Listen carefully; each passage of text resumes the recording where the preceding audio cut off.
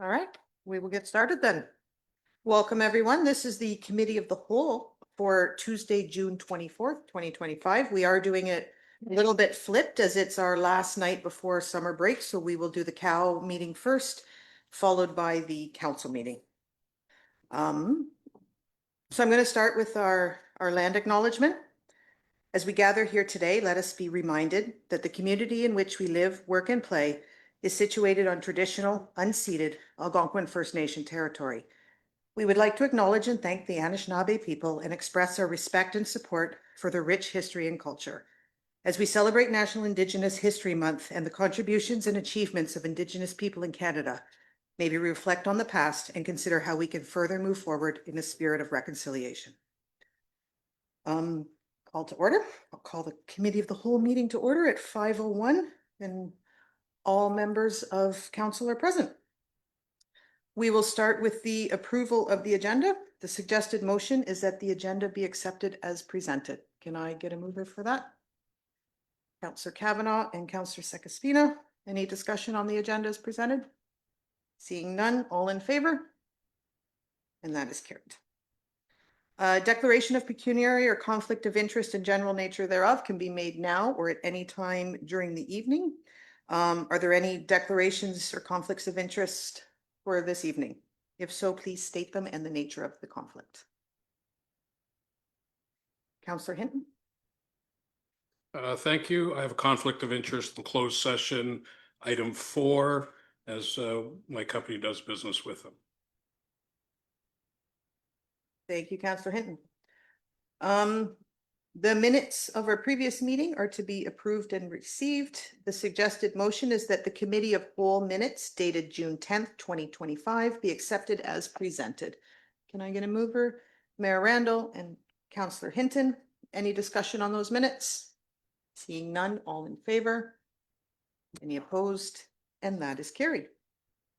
So we do have 3 presentations this evening. I'll just remind everyone that presentations are kept to a 10-minute max is what we're looking for here. So first up, we have Tina Schiffstein, the consultant from Watson and Associates with the water rate study and financial plan. Not the rate, the water financial plan. Thank you. Yeah. Will you be sharing on the screen? Or should I share my screen? It's better if you share your screen. Okay, just give me one moment, please.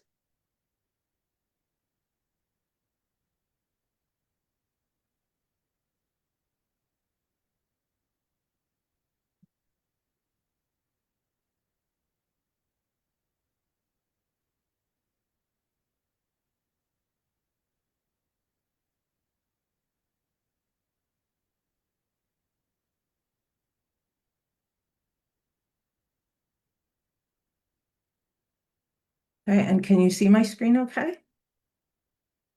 We can, yes. Okay, perfect, thank you.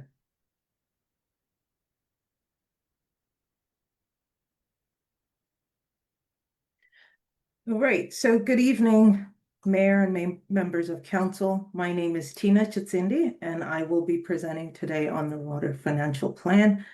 In terms of what the plan for the presentation, as I will go through the study purpose, the legislation, going into the legislative requirements before proceeding into a high-level comparison of a rate study approach and budget versus the financial plan, give a summary of the indicators, and then conclude with some recommendations.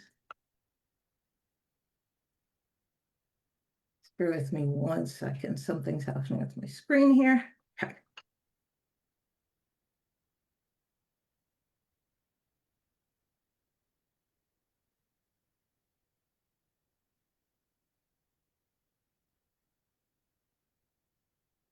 Okay, there we go.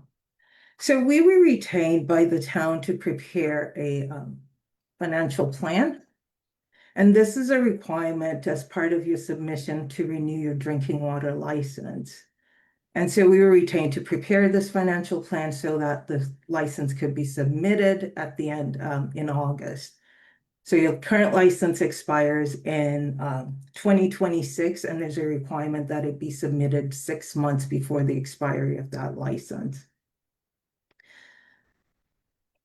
In order to prepare that financial plan, we looked at a number of sources. So we've relied on the town's 2024 DC background study, your 2025 capital budget and forecast, as well as the 10-year operating plan. Hey, so there were a number of legislative changes that were put in place following the Walkerton water crisis. And one of those changes was the enactment of the Safe Drinking Water Act in 2002. And that enactment came with the requirement that municipalities or local service boards that provide water to communities would need to be licensed in order to do so. And then following that, the financial plan was introduced as one of the requirements for obtaining your license or maintaining a license. And these licenses are good for 5 years, so every 5 years you'd need to submit to renew it. Right.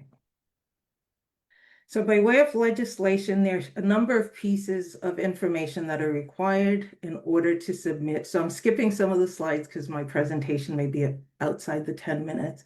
So in terms of background, the things I want to emphasize is that the legislation requires a financial plan as one of 5 elements for renewing your license. The financial plan has to be completed and submitted as part of that application to renew. There's a number of requirements in terms of the period and the length of the financial plan. So one of the requirements in the legislation is that the financial plan must be good for at least 6 years, starting in the year in which your license expires. And then they encourage longer term horizons. And then lastly, because it's a requirement under the Safe Drinking Water Act, it's mandatory for water systems and not necessarily wastewater. Okay. So there are 5 components, like I said, to apply to renew your drinking water license. The first one is a drinking water works permit. There's an accepted operational plan that follows the drinking water quality management standard. It requires accreditation of the operating authority, the financial plan, which is what we're talking about tonight, as well as a permit to take water.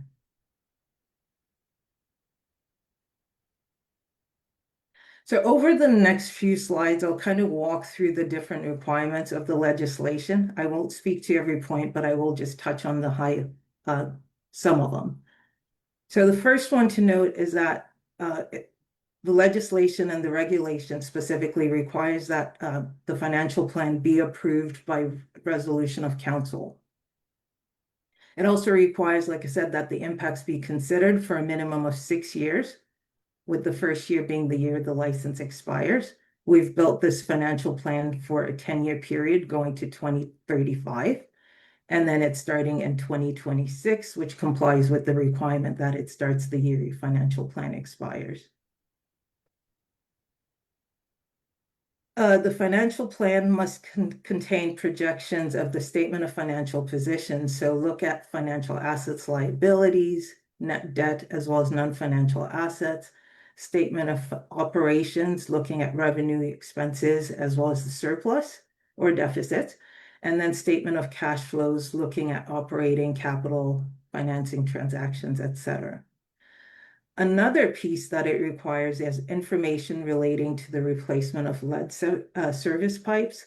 So the town currently does not have any lead service pipes. So that would be something that, you'll notice there's a statement that there are no lead service pipes in the town's drinking water system. Other requirements of the legislation include that financial plans must be provided for no charge upon request to whoever requests one. They must be available through the website. If in your case, they should be posted on the website since one is maintained. You're also required to provide notice of availability of the financial plan once it's adopted, as well as submit a copy of the approved financial plan to the Ministry of Municipal Affairs and Housing.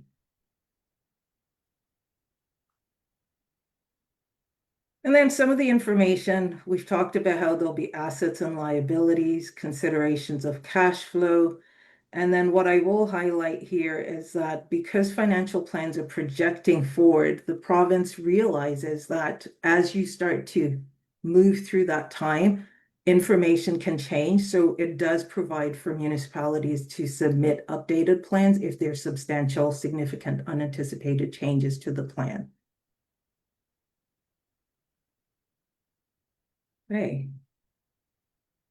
So on this slide, just calling out, and I'll provide a few examples of the difference between what you've typically seen in a budget or rate study and how the financial plan is provided. So at a high level, rate studies and budgets are prepared on a modified cash basis, while financial plans are on a full accrual basis. So if we're just thinking of some examples, for example, if we look at capital requirements, in a rate study, it would include the capital forecast based on your capital budget and the things that the town expects to actually pay. Whereas a financial plan will consider things like contributed assets that will be placed by developers, but then assumed by the town. In a capital budget, you would see things like studies in a capital budget potentially, but in a financial plan, those would not result in tangible capital assets, so they would not be in the capital side of it. Okay. So this is the slide that summarizes the results of the financial plan. So here we're just providing a summary of the key indicators, and they're given by the in 4 sections. So just working away from the top down. In the statement of financial position, that describes assets, liabilities, and the accumulated surplus. The first indicator there, the net financial assets or debt, provides the difference between financial assets and liabilities, and it provides an indication of the system's future revenue requirements. So where financial assets are greater than liabilities, that would imply that there are resources to finance future operations. And then where liabilities are greater than financial assets, that would imply future revenues generated will need to fund past transactions as well as future operations. So just looking at this, what we're showing and what we've shown in the report is that the town's water system is projected to be in a net debt position of about 4.1 million at the beginning of 2026. That debt position would initially increase to about 43 million, and that's tied to the debt that may be required to finance the water treatment plant expansion.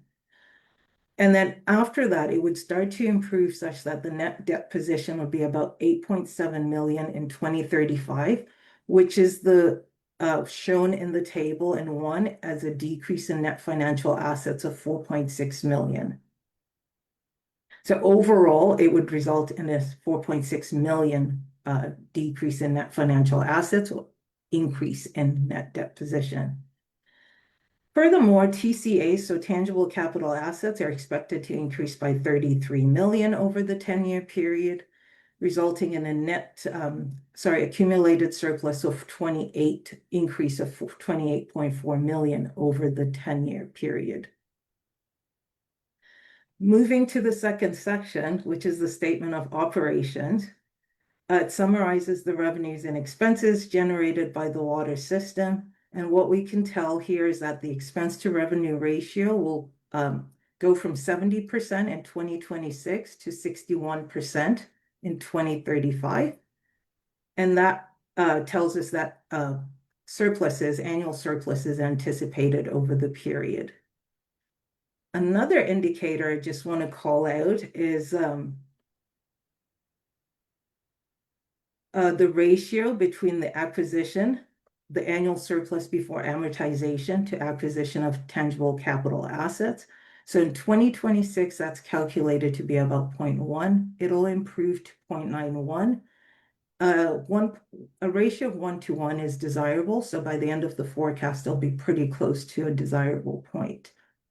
And then lastly, cash and cash equivalents in the statement of cash flow are anticipated to increase by about 12 million over the 10-year forecast period.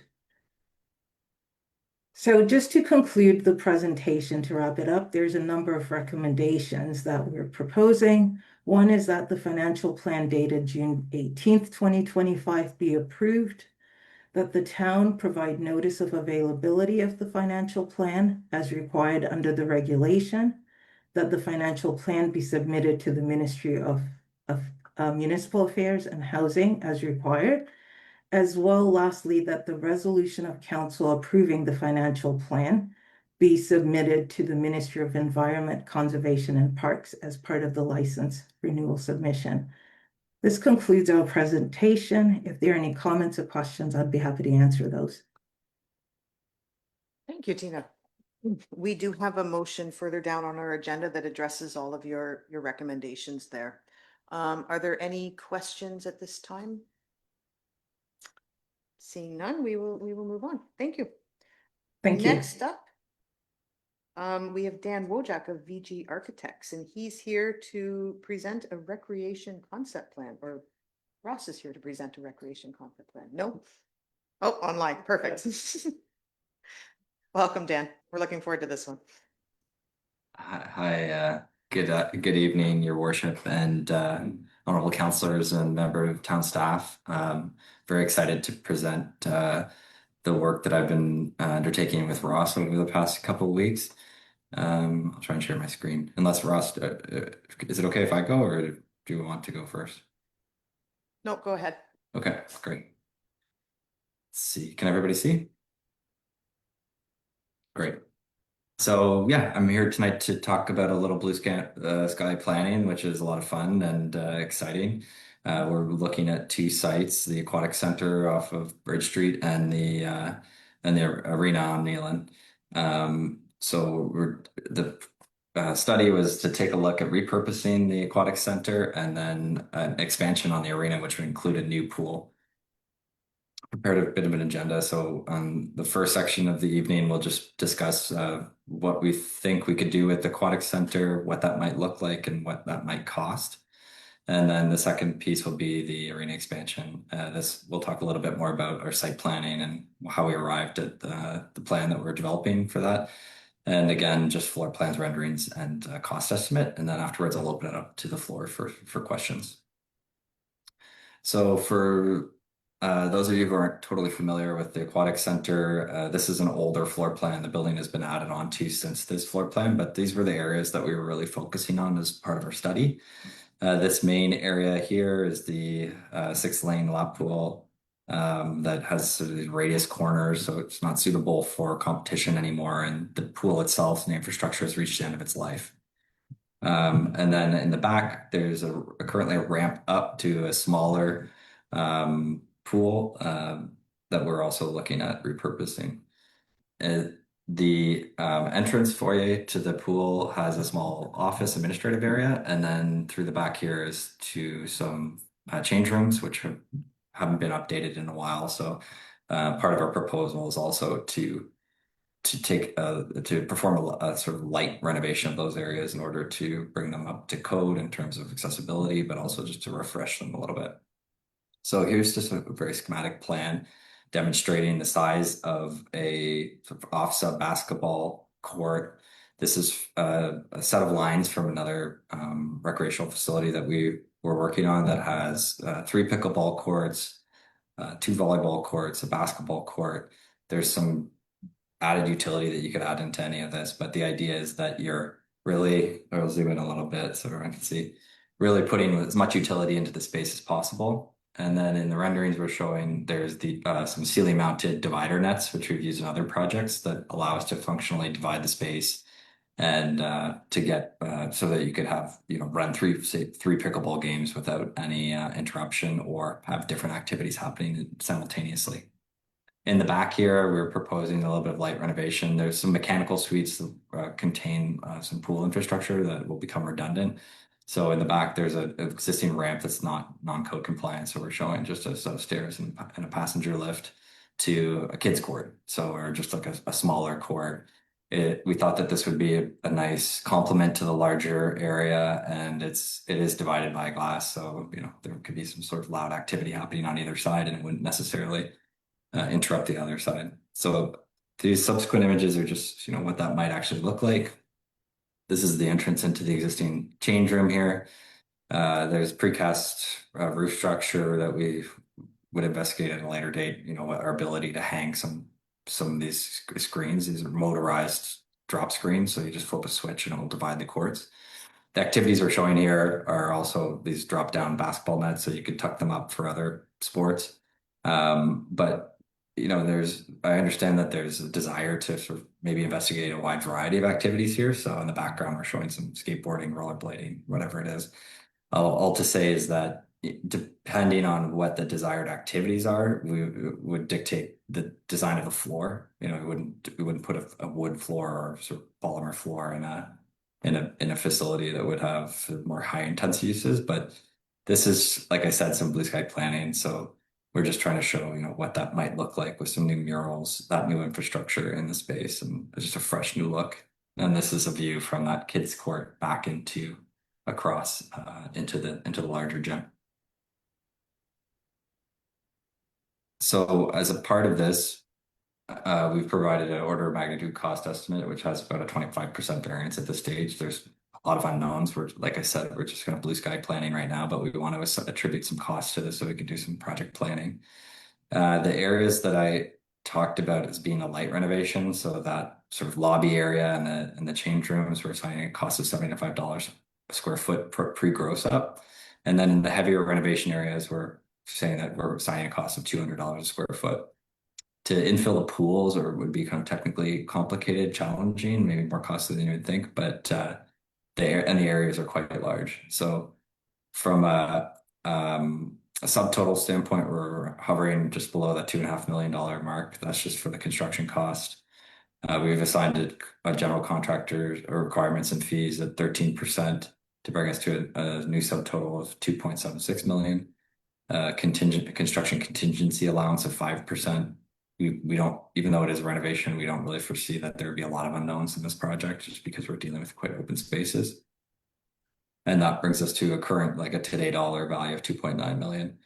And then for the purposes of these estimates in this study, we've escalated everything to Q2 2027, which would be the time when you would be tendering the project potentially. So again, we don't really know when that's going to happen, but we thought that we should probably escalate these costs so that it's going to take some time before you can get to the finish line and ready to engage a contractor. So all in all, for that renovation of the pool, we've estimated around a $3.5 million mark to refresh that facility and turn it into a multi-use sports court area. So the next piece will be moving on to the arena expansion, which is a much bigger project. We looked at the site in a number of different ways with Ross. There was an environmental site assessment that was underway. I believe it's already done at the time when we were engaged. And we also had the understanding that historically this end of the site has poor soils, like it was a dump or something like that.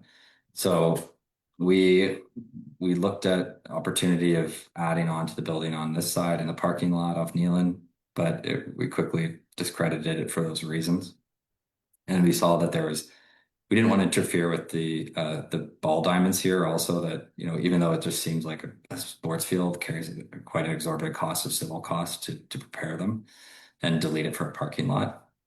So we shifted our focus to the other side of the arena, where we saw that there was a great potential for connection to McNeely as the primary entrance and thoroughfare to the site. We looked at also, we understand that the curling club is a leased property on city land, so that we would be able to gain access through this site, and that we could effectively add on to the facility in a strategic location here, which I'll speak a little bit more to later. So the yellow is sort of the shape and boundary of our building that we're proposing, or addition. We weren't trying to disrupt the existing infrastructure of the tennis courts and the playground on this side as well, because we saw those as sort of allied uses to a recreation center, and they could be really nice as a neighbor to the facility. The one impact is that there is a works building in the center here that would need to be demolished as part of this project. And then the blue area region is indicative of a future parking lot, which I'll show you in the next slide. So this is showing what could be. I think we have about 305 parking spots in this area here. There would be some parking again for the curling club that we would reintegrate into this plan. But this is the existing facility in gray and our new proposed facility in orange. We also have this dash yellow line over here surrounding about another 150 or 190 parking stalls that would be on top of the ball diamonds. It's not necessarily necessary at this stage. We are working with planner at the city, Nikki, to determine what a proper parking coefficient would be. I think at future stage, I would recommend that the city undertake a traffic impact assessment for the site. And in order to better evaluate, the need for so much parking, it'd be a shame to build more parking into the facility than you actually need.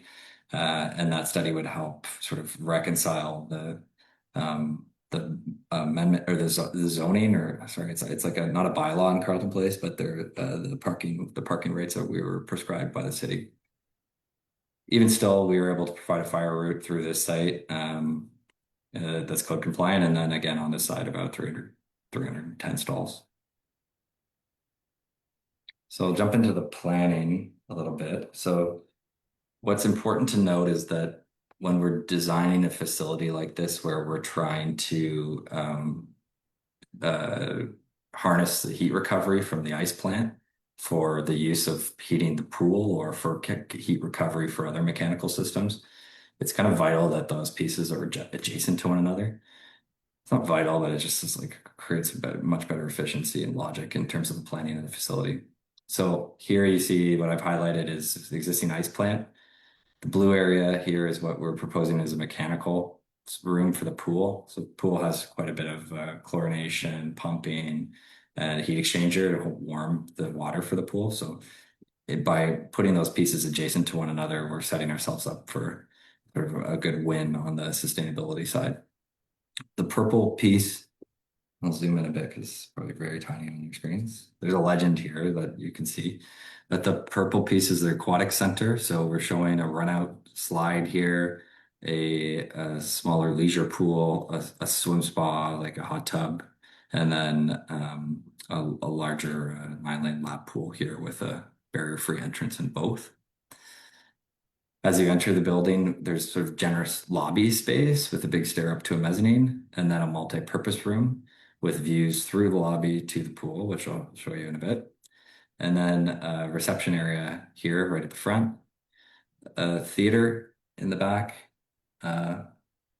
space with all of the sort of accoutrements for the theater. So if we zoom way in on that, you'll be able to see the planning of that.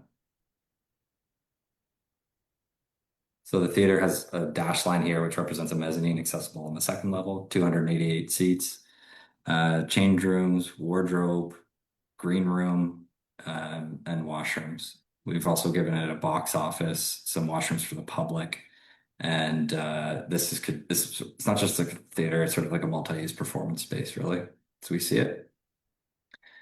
And then moving down here, we have beyond the reception area, non-gendered change room. So these are sort of full height, as we imagine it, full height stalls that are totally enclosed. So this is sort of most progressive and inclusive form of change room that we could add into a facility like this, and it's pretty much the benchmark for all of the rec centers that we're developing right now.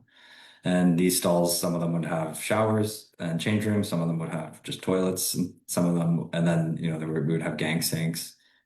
These boxes are all just sort of representative of an individual cabin. Towards the rear, we're showing a workout studio, so like a yoga spin studio thing. This line in the center represents the demising wall, the partition that could be moved so that you could break it open and use it as one large room.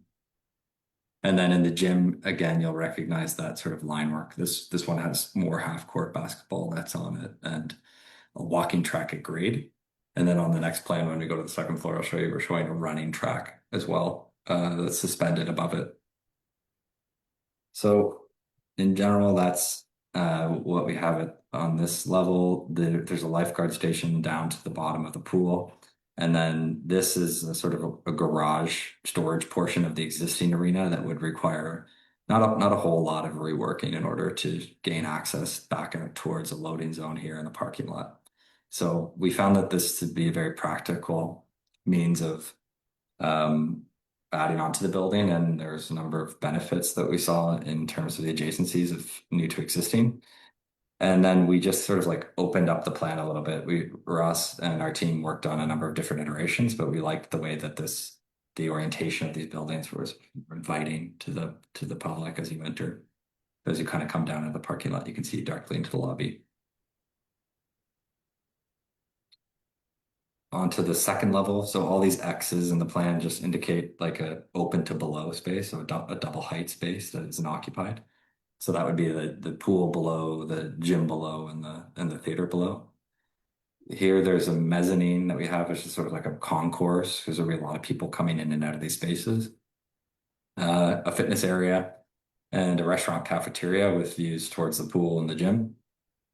Parallel with the lap pool in the pool, we're providing about 150 seats on a mezzanine, which I'll show you in renderings for people to view races in the pool.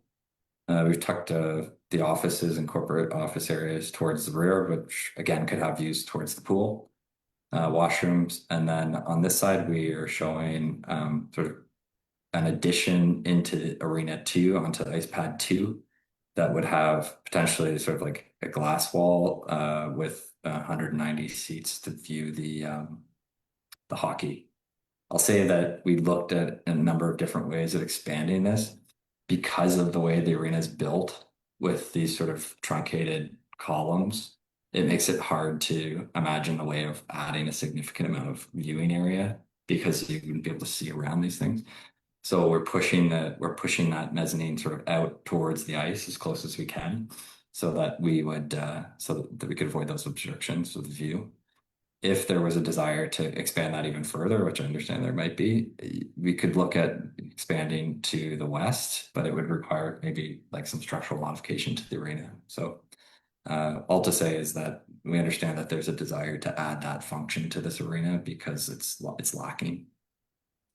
And then on this level as well, this is where we found that we had the sort of viable connection back to the arena from an interior connection standpoint. So on the second level between the bingo hall and that room, there's the existing corridor with washrooms. We just saw that there's an opportunity to expand and create an extension into the existing facility so that we have sort of connectivity from both sides. And also it complies with exiting barrier-free requirements. I think that's it. There's just some other practical allocations of space for mechanical air handlers for the gallery and the auditorium, and then some multi-purpose rooms are sprinkled around. We thought we could fit them.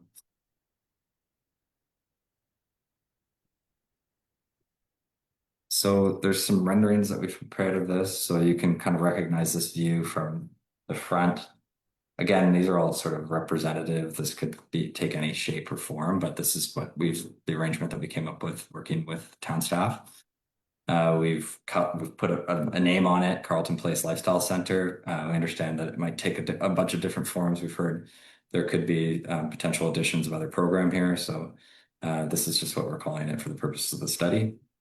This would be the front entrance to the building. This is the pool on this side, the auditorium on this side. And then the mezzanine sort of steps back as you go towards the front door. On the other side, sort of an evening shot, we put the run-out slide directly at the front of the building here, and then you'll see there's the smaller tank and the swim spa is sort of located around the corner. And then this is the front door, sort of the multi-purpose room tucked away on the second floor. In the lobby, that's the big reception desk that I had described before with entrances to the change room, washroom on both sides. That blue room is a multi-purpose room that's glazed on both sides, so you have a direct view from the reception desk onto the pool deck. So I'll just say is a lot of the moves that we make in terms of positioning these pieces in a rec center are to improve sight lines for staff, create a centralized location for staff to work. And when we get into running and operating these facilities, the design becomes critically important in terms of minimizing the amount of staff that's required to run the building. But the lobby, in all of our facilities, the parents want to, when their kids are in the smaller tank, they want to be close, but the lifeguards don't want them to be on the deck. So it gives us an opportunity for people just to sort of view what's happening there. This stair leads up to a mezzanine with the restaurant and the gym, but also there is a mezzanine in the pool. So this is just a slightly different view that shows you that sort of transparency through the multi-purpose room, which is frequently used for birthday parties and other things. But from the front desk, you would be able to see directly onto the pool deck. And by creating all this transparency, it makes a sort of safer facility, a nicer facility, more open facility. This is the elevator that we've added next to the stairs wall to serve both floors. And then from sort of rough cut at a pool here, this is a very large run out slide, but for those who don't know, a run out slide doesn't run into the pool. It's not very favorable to do that anymore. It's not seen as a safe move. So the run out slide just has sort of a run out at the bottom that contains water. And then the swim spa, the smaller leisure tank, and then that larger lap pool. There's that multi-purpose room that we were just looking at from the other side, and then the mezzanine above for viewing races in the pool. And then this is where the corporate offices would be potentially on this side.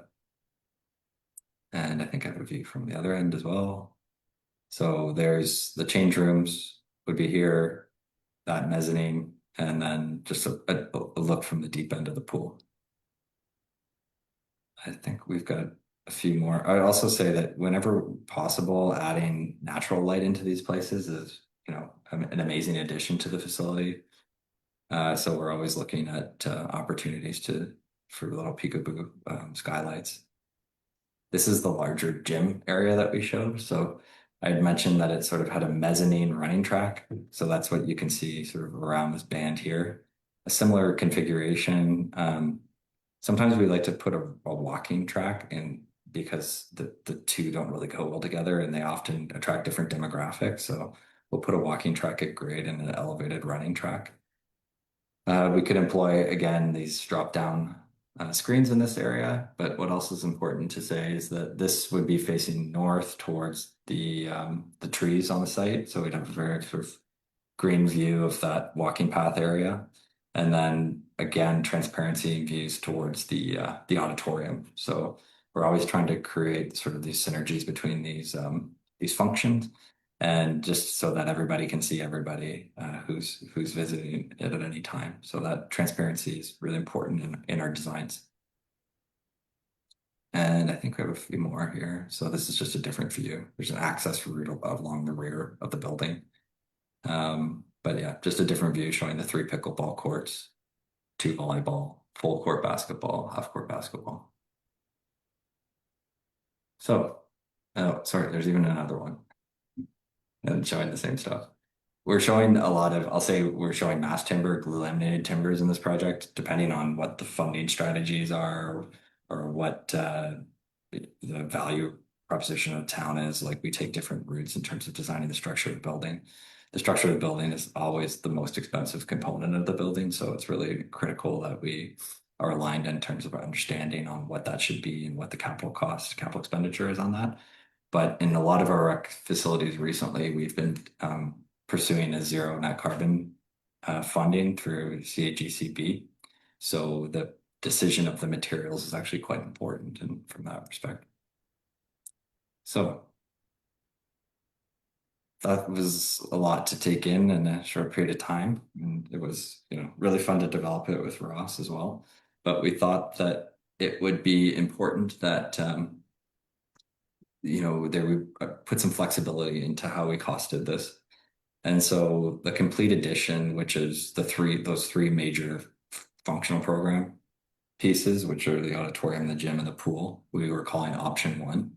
And then we costed an option where the auditorium wasn't part of the mix. So the overall area of the facility and the site works is reduced slightly. And then we even looked at just, what would the CapEx for just an auditorium, just the pool would be. So here we're assigning $20 a square foot for site development and then $650 a square foot for the building cost, just sort of in line with the facilities that we're building now. And so subtotal for the for all three options is here at 55.3 million for the total build out, 47 for the pool and gym, and then 27 for the pool itself, adding the same allowances, cash allowances, general requirements, construction contingency brings the totals up to these numbers: 68 million, 58 million, and $34 million. And then again, those are sort of net present costs for construction. So we are escalating those to 2027. That number could be off, but it's what we're using as a baseline for costing in our exercise, which escalates it another 20% to $82 million for the total build out. And then 70 million for the smaller with the pool and the gym, and 41 for the pool itself. We've also costed that parking expansion that I described to the west that is not necessarily desirable or potentially needed, but we wanted to assign a cost for it for this study as well. And yeah, that brings me to the end of my presentation. That was maybe a bit more than 10 minutes, but thank you for your patience. And I'll Thank you, Dan. open it up for questions. That was an incredibly interesting presentation right up until the costing sheet. You're not interested? Yeah. The facilities have big price tags for sure, but yeah, it's the mostly the natatorium and all the washrooms that are really driving those costs. Yeah. And I think this council could probably discuss this for a very long time, but at this point, are there any direct questions we have for Dan? Councillor Sekespia. Yeah, it was a great presentation, but I always worry about the fine small print section 1. I know you can't control the exact costs, but soft costs not included in cost estimate, blah, blah, blah. How much would these soft costs cost extra? Would it add another million, 2 million onto it, Dan? Well, it depends on the scale of the project, and the soft cost would be cost for like the consulting team. I would say at an $80 million cost, the soft costs are probably around 5%.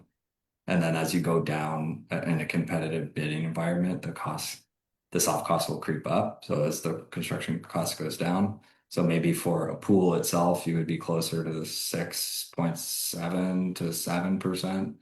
But as the budget grows, yeah. So that's depending on the value of the project, those soft costs would be there. I would say that there are also soft costs borne by the city or the town, sorry, for your project management services, whether that be in-house or outside, and then all the town staff time on the project as well. Thank you.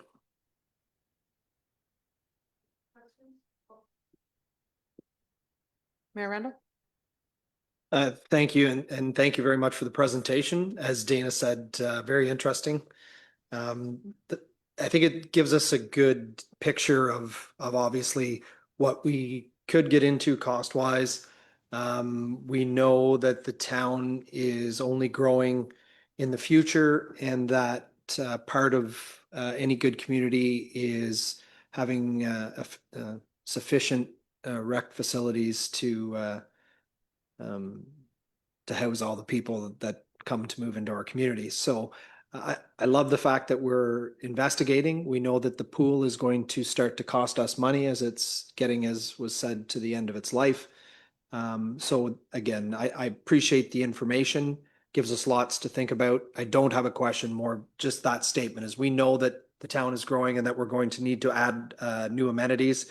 And this gives us a very good indication, and the town, the taxpayer, a very good indication of what we're looking at, and should probably drive us as to what we may or may not need, wants and must-haves kind of thing. So thank you very much for the presentation. Thank you. Yes, I see many future conversations about this coming. All right, seeing no more questions, we will move on. Thank you, Dan. Thank you so much, everybody. Have a nice evening. Next up, we got Chris Vanderhayden from PSD Citywide with our asset management plan presentation. Right, let me There's share my Chris. screen. Welcome, Chris. Can you hear me? Hello? We can hear you. Oh, perfect. Thank you very much. I'll try to keep this as concise and quick as possible. My power already kicked out while Dan was presenting the last presentation, so I think I'll get to business. I don't know what the power outage is all about, but we'll make sure we get through this. My name is Chris Vanderhayden with PSD Citywide. I'm the Director of Asset Management Advisory, and I'm here tonight to present the findings of the 2025 Asset Management Plan on behalf of Sarah Craig, the Senior Asset Management Advisor and Project Manager to Carleton Place's 2025 Asset Management Plan. So I don't think I need to remind everybody. Everybody knows that asset management really is service management, and your infrastructure and assets are really the conduit to the service that provides, water storage, distribution, and treatment, which provides safe, clean drinking water to the municipality. And just like Dan was talking about your recreation center, those provide definitely the quality of life that your constituents are expecting out of your municipality, and asset management is directly related to that. Really, the goal in asset management is lowest possible cost of ownership and mitigating risks associated with asset ownership, which really just means what the levels of service that we're providing to our community. What we try to capture through the asset management plan is the full cost of ownership, from planning to acquisition, to all the things we do to assets throughout their life, and then finally disposal, and in some cases some AROs or asset retirement obligations as well. Developing strategies to manage infrastructure and balance the trade-offs. So really that's looking at the risks associated with asset ownership, the financial needs and the strategies required to be sustainable, and then tying that into your levels of service. If we take a quick look at OREG 58817 over the years, you can see that Carleton Place has checked the box on all the OREG requirements, starting out with the asset management policy, which is due in 2019, the 2022 asset management plan, which involved the state of the infrastructure for core assets, current levels of service for those core assets, and also life cycle costs associated with those current levels of service. Further out to 2024, including all assets. So that's all core and non-core assets. And then again here in 2025, the 2025 asset management plan is more focused on the proposed levels of service, the target levels of service, the life cycle strategies to meet those target levels of service, and the financial requirements to meet those target levels of service. Also incorporating any growth and risk impacts, or acknowledging, I should say, growth and risk impacts, and then that financial strategy. Well, in advance of the July 1st deadline, I must say, here we are on June 24th, so this is good news. Many municipalities still have not and will not meet their 2025 requirements, so this is good for Carleton Place to actually meet that July 1st deadline for 2025. If we look at the 2025 asset management plan, as I mentioned earlier, core assets are really your infrastructure: roads, bridges, culverts, stormwater, sanitary, and water networks. Non-core relates to all of the other assets to support the maintenance and operations and of those assets, as well as providing community service and programs, which are including vehicles and equipment, buildings, and land improvements. The analysis for this plan was limited to existing assets only, so we must recognize that future growth is not incorporated into the costs of future requirements because it's a snapshot in time. Asset management plans are based on the best information and data available as of the year end that the data was used. This asset management plan really does support the efficient use of funds on infrastructure programs, and it is a very important tool going forward into the future for communicating asset management internally and externally. And before you go further, it's good to mention, I think I've mentioned it before, when we look at your requirements and increases of taxes, if required, it's solely based on sustainable revenue sources. So we have to take that into consideration. When I say sustainable revenue sources, we can only include rates, taxes, Ontario Community Infrastructure Funding, gas tax, and so on. One-time grants and other infrastructure funding opportunities cannot be considered, or even fundraising cannot be considered in your asset management plan. So sustainable means being sustainable based on what we know as sustainable revenue sources. So that we need to take that into consideration when we're looking at any increases to taxes. If we look at the replacement cost of the total portfolio of assets within Carleton Place, it's $526 million based on the best information and replacement cost valuation today.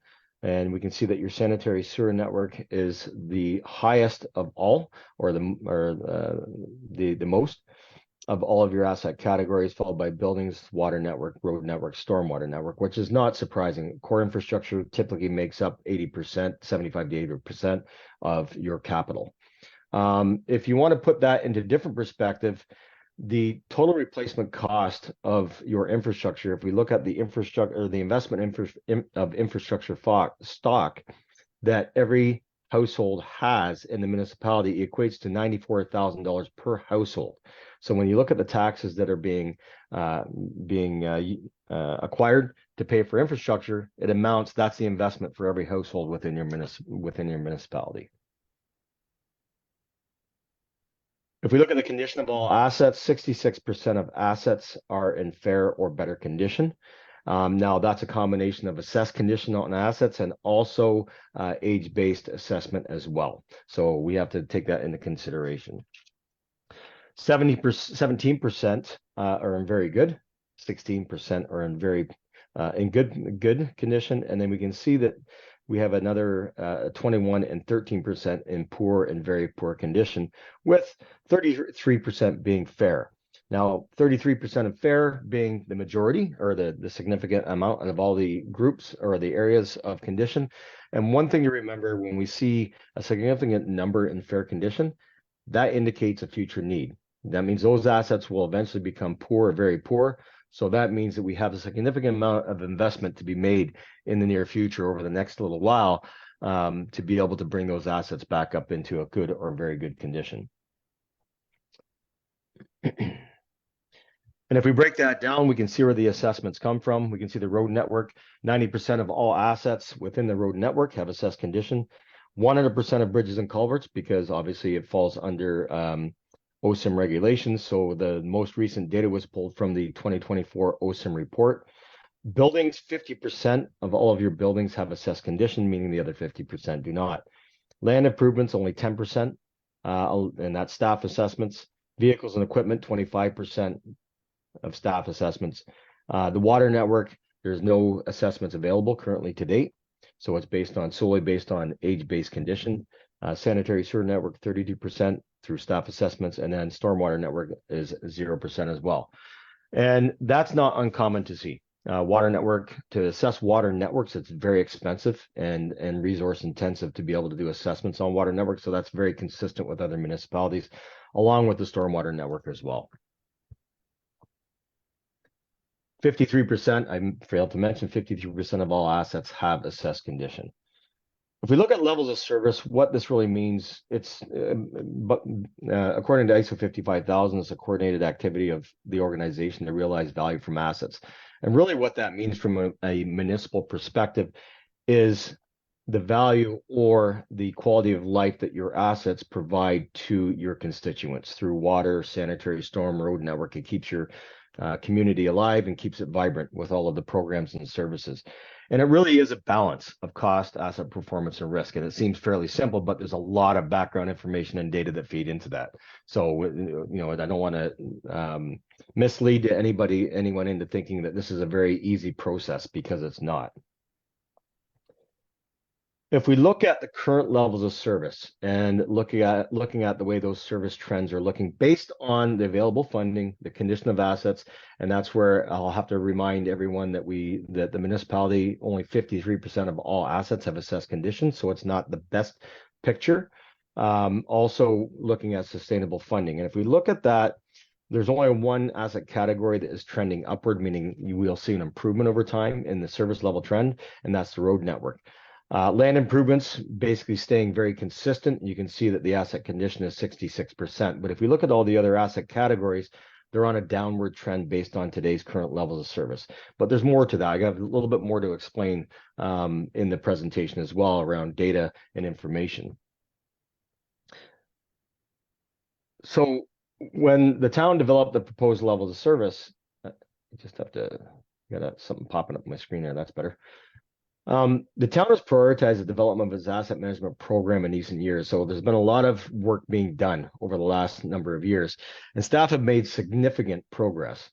While the intention was to fully leverage available data to define proposed levels of service, it became evident that further work is required to align existing asset data, originally developed with a financial focus, with operational plans and work practices. To address this, the town adopted a two-pronged approach to establishing those proposed levels of service. And one was through the comparative analysis and also the operational alignment through staff workshops. If we look at the comparative analysis, it's simply looking at what your asset management system is predicting or projecting as being the capital requirements over the next 10 years against the 10-year capital budget forecast. This analysis helped identify any gaps between forecasted needs and budgeted investments across the asset categories. From the operational alignment through staff workshops were conducted to identify key initiatives and planned activities that align the asset management program with operational and strategic priorities.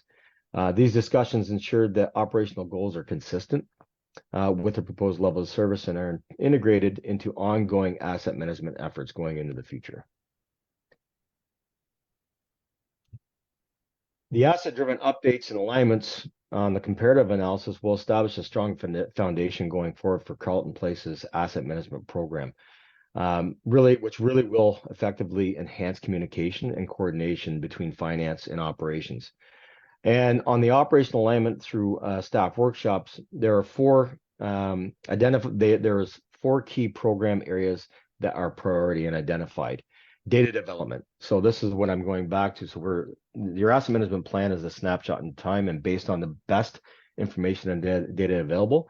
And we know that data development, that there's some work to be done there, like many municipalities. Internal work process documentation is very important. A more holistic condition assessment program and computerized maintenance management system, so a CMMS. The town's asset management program is being developed to fully operationalize asset data and practices.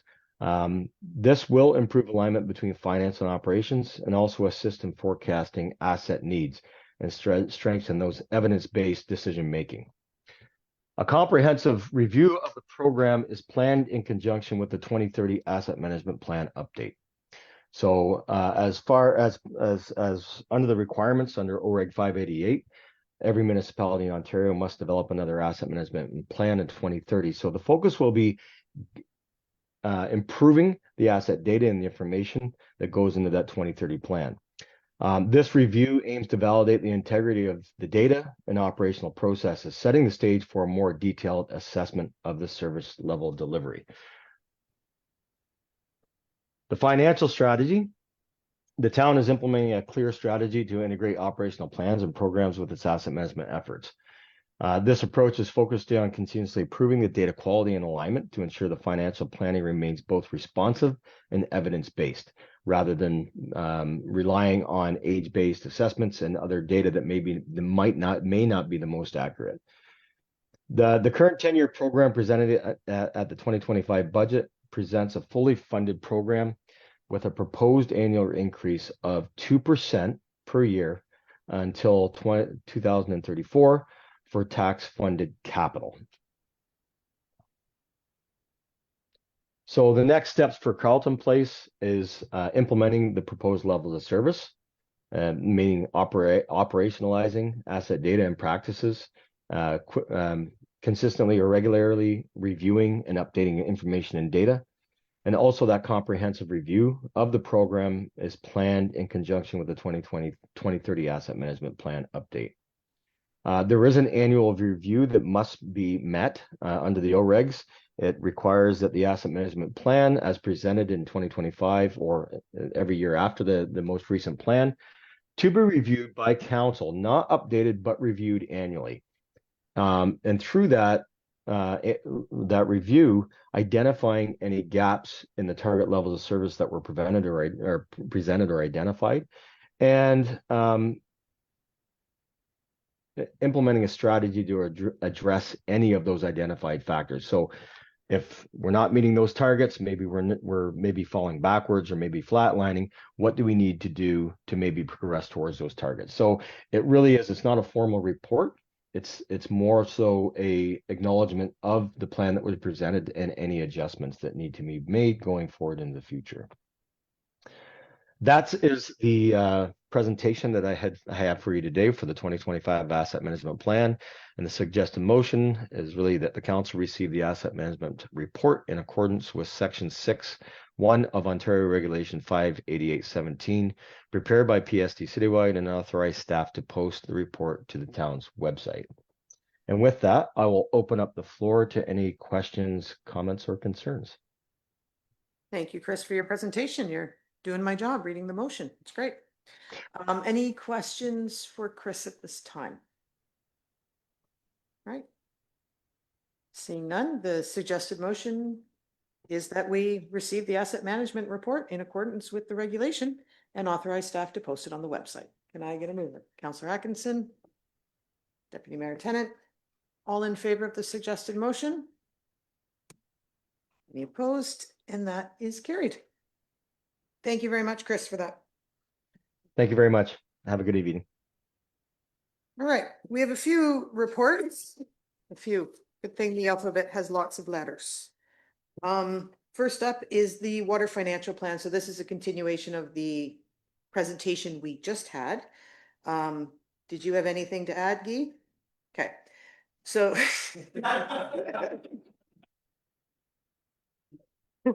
the suggested motion is that council approve the water financial plan prepared by Watson and Associates Economics Limited dated June 18th, 2025, as outlined in the Director of Public Works report dated June 24th, 2025, and that notice of availability of the water financial plan be advertised, and that the water financial plan dated June 18th be submitted to the Ministry of Municipal Affairs and Housing, and that the council resolution approving the water financial plan be submitted to the Ministry of Environment, Conservation and Parks, satisfying the requirements under the Safe Drinking Waters Act.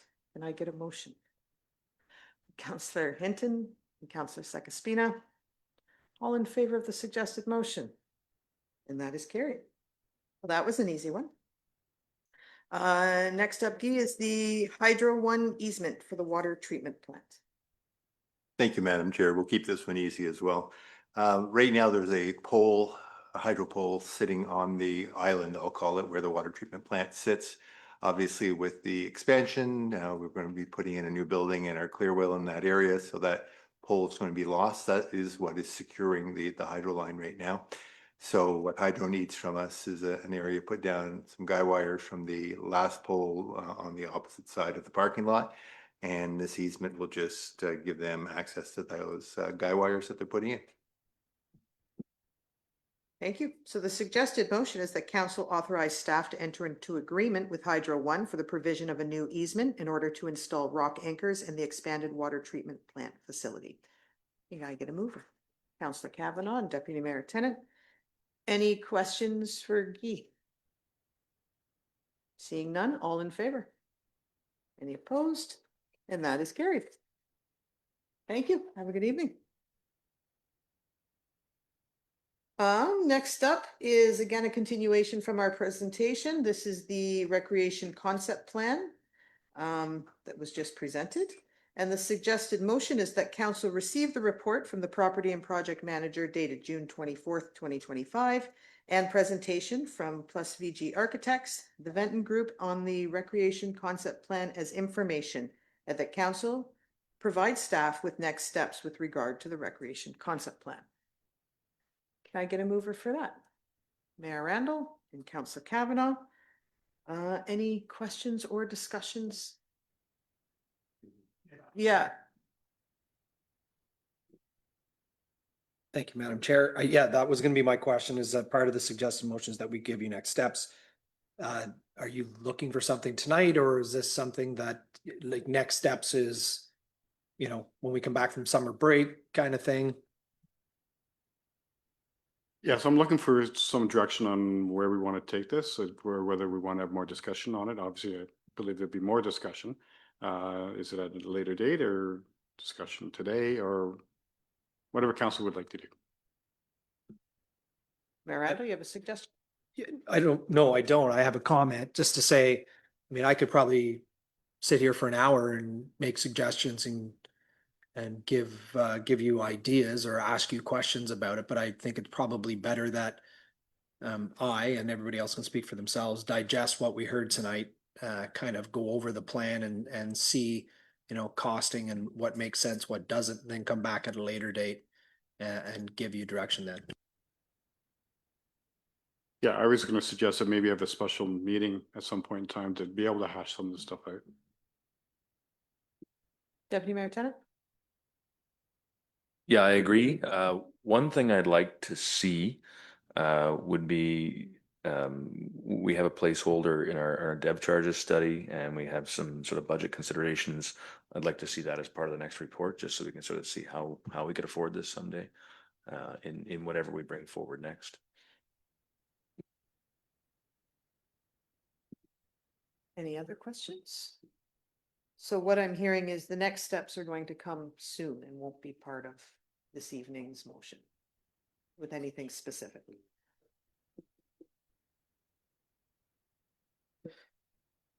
So all in favor of receiving the report and the presentation as information at this point?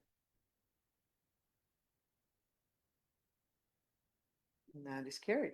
We will have further conversations on this.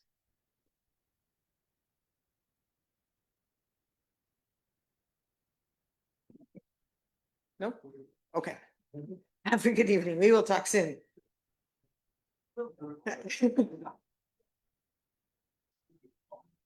Next up, we have Teresa McConkey, our treasurer, here to discuss pool, arena, and hall fees. Teresa?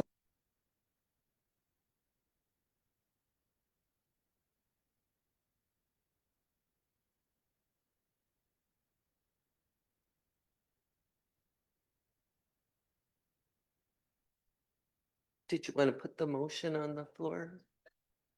I can put the motion on the floor before we start. So the suggested motion is that town departments continue to assess town facility.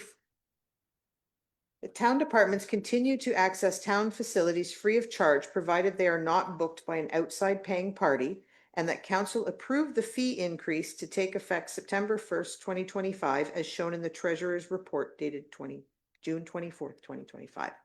Can I get a mover for that motion? Councillor Atkinson and Councillor Hinton. Thank you, Madam Chair. Just a little bit of background. I brought a report with recreation fees on June 10th that incorporated many more fees than the one tonight.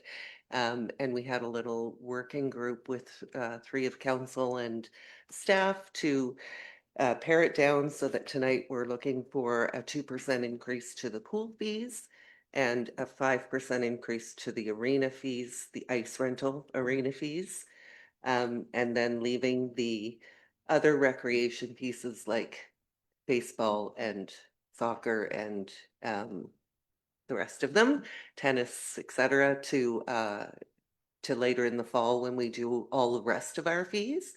And then this report changed how we look at hall rental fees and kind of pared them down, made them more simple and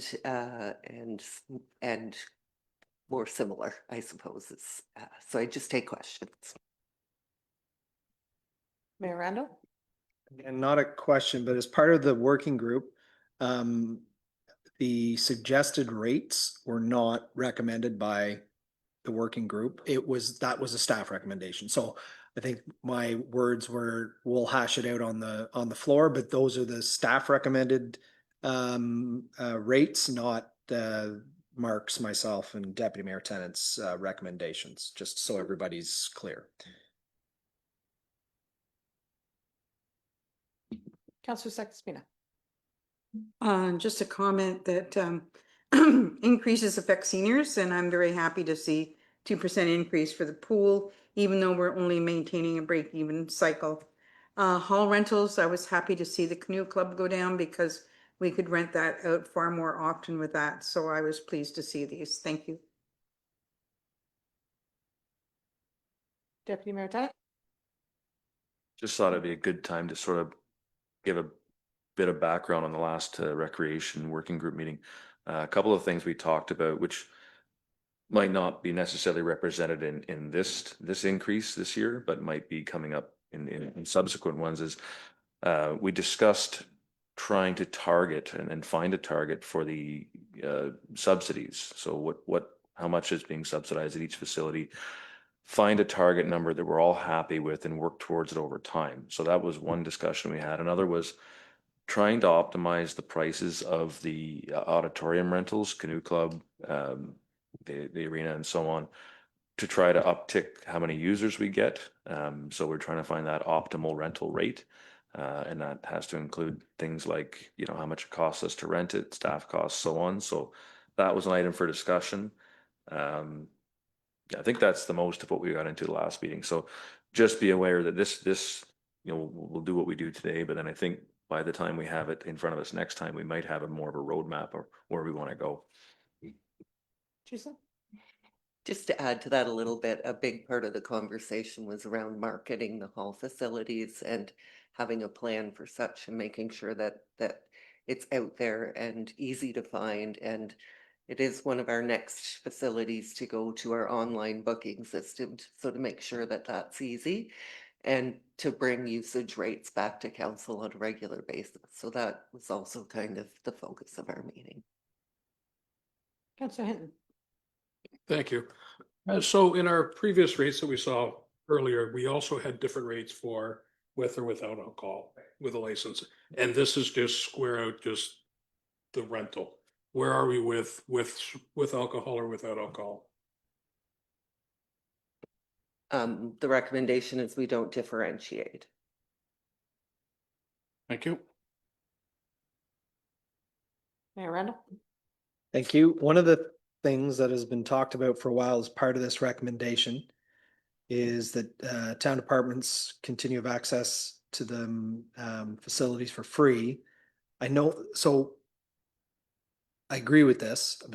I've actually talked about it at length over many years, that we shouldn't just be doing a paper shuffle. If council needs to use the arena for some reason, it doesn't make sense. It's that we shouldn't be using taxpayer dollars to do paperwork in the background.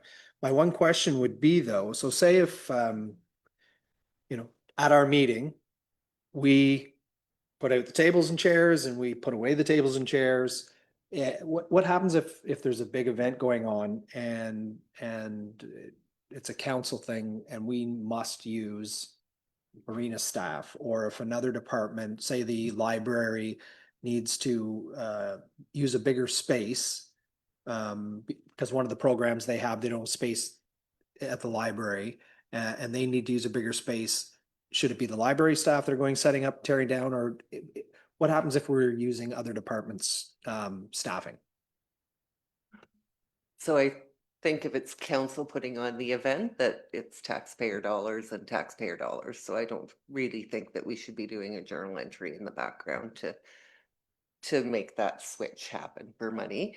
I mean, the recommendation says if it's not booked by a paying customer, so we're not going to be taking away revenue that we could be gaining from outside paying customers, first to be clear.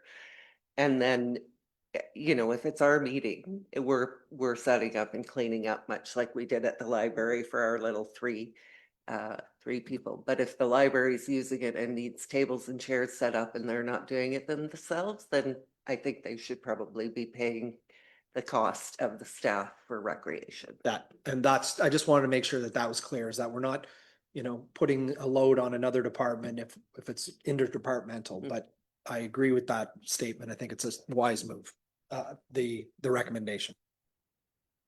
Councillor Kavanaugh.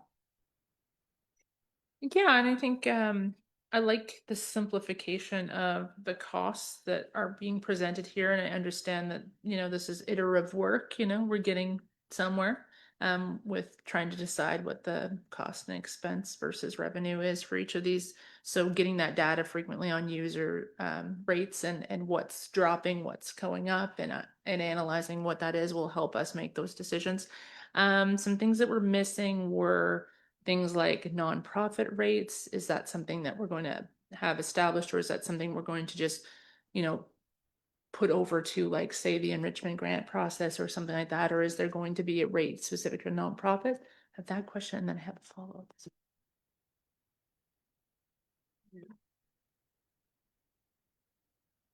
I would think that can come through enrichment. That's what we use that fund for quite often, is in kind, being the rental of the hall or the staff time. I think that's where that belongs, but it's up to council, of course. No, and that's fine. I just for clarity's sake, so everybody's aware that that's what that process looks like. The other thing is, and again, something to look forward to through the working group, I'm sure, and through other discussions, is coming up with kind of a consistent metric for how we establish rates. Having flat rates are wonderful, but there's a big difference in an event that takes 4 hours to clean up versus 45 minutes to clean up. And so really putting parameters around what is included in a flat rate, and also makes it for ease of booking for anybody who's coming from the outside organization looking to book a facility, having readily available what's included in those rental fees, what the addition is. If you extend beyond a certain time, it's so much more an hour. If your setup requires 2 people versus 1 person, there's a lot of kind of minutia there that I'd like to see kind of more firm numbers put around as we get this data collected, and I think it will help us establish those rates to be more profit and less loss. So thank you. Deputy Mayor Dunn. Yeah, I like some of those ideas. I think, we've sat down and done an evaluation, and we've got to learn a few things now over time. We've changed a few things fairly significantly, and we have some goals in mind, and I'd be perfectly happy to move this as is. I won't quite let everybody talk first, but yeah, it might be a couple of years before we figure out our optimal rates and learn from some of those things where you mentioned that not all events are created equal and maybe shouldn't all have equal cost, and maybe our out of town is maybe a little too forgiving. But I'm prepared to move ahead this way now and just see what we end up with over the next couple of years, and have some reports back and let us know what went wrong, what went right, and see where we end up.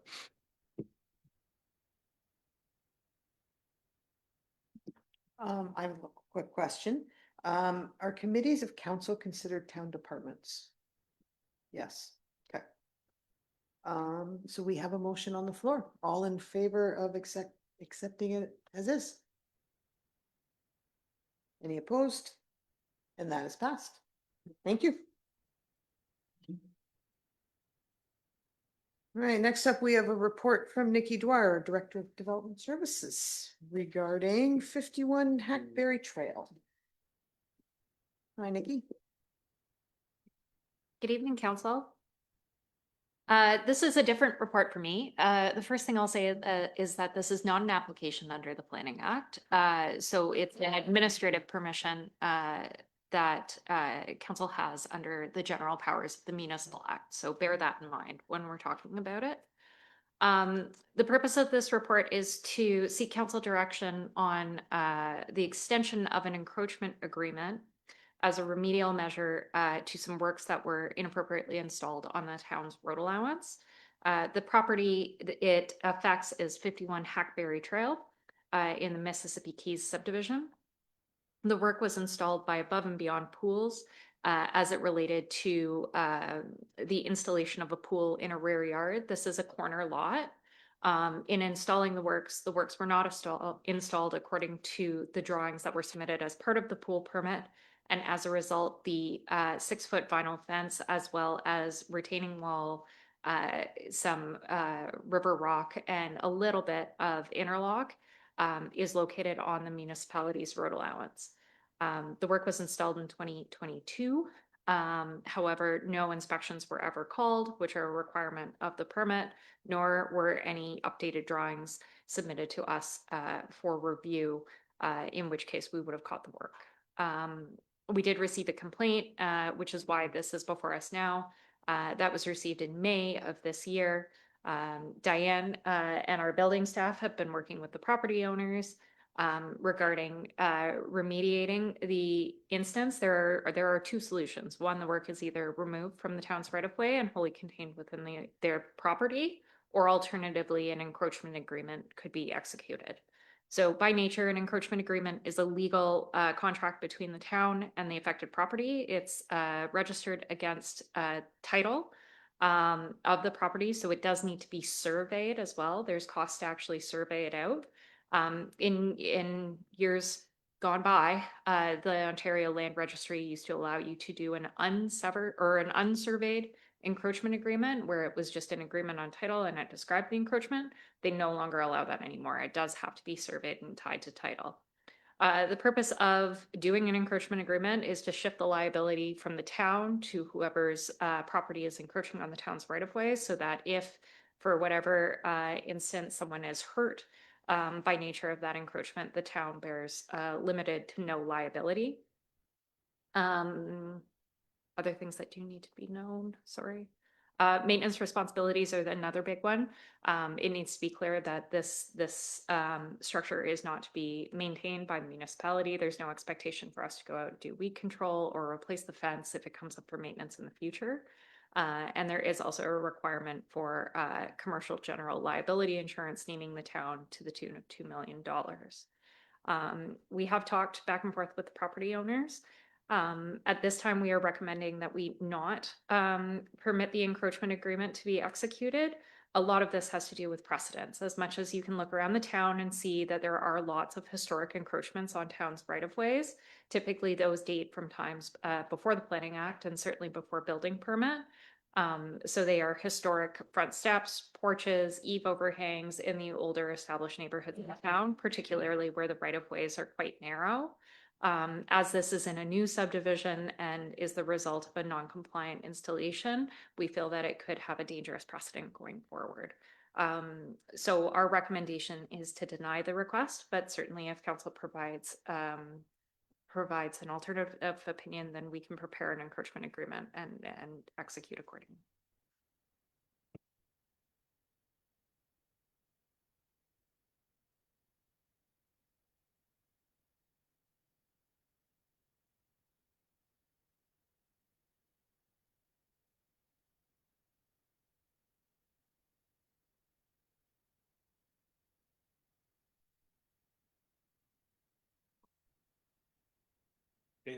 Oh, Thanks. Hi, Nikki. Thanks for this. I have a couple of questions about just where we got here. You said that that an inspection is a requirement of getting a pool permit. So if a permit to install a pool was issued, was there no follow-up on our end as far as making sure that it was properly installed and that the builder complied, or is this something that the contractors should have done in terms of notifying that it was complete? Thank you. Through the chair. Yeah, the onus is on the contractor or the homeowner to call for an inspection. I know as part of this work in the building department, Len has been making an effort to try and follow up on outstanding open files across the board, science, pools, building permits. We have an exorbitant number of files that are still open, particularly on the building permit side. So that's why we put the responsibility on the property owner and installer to call us. In this case, there was no follow-up until we received a complaint.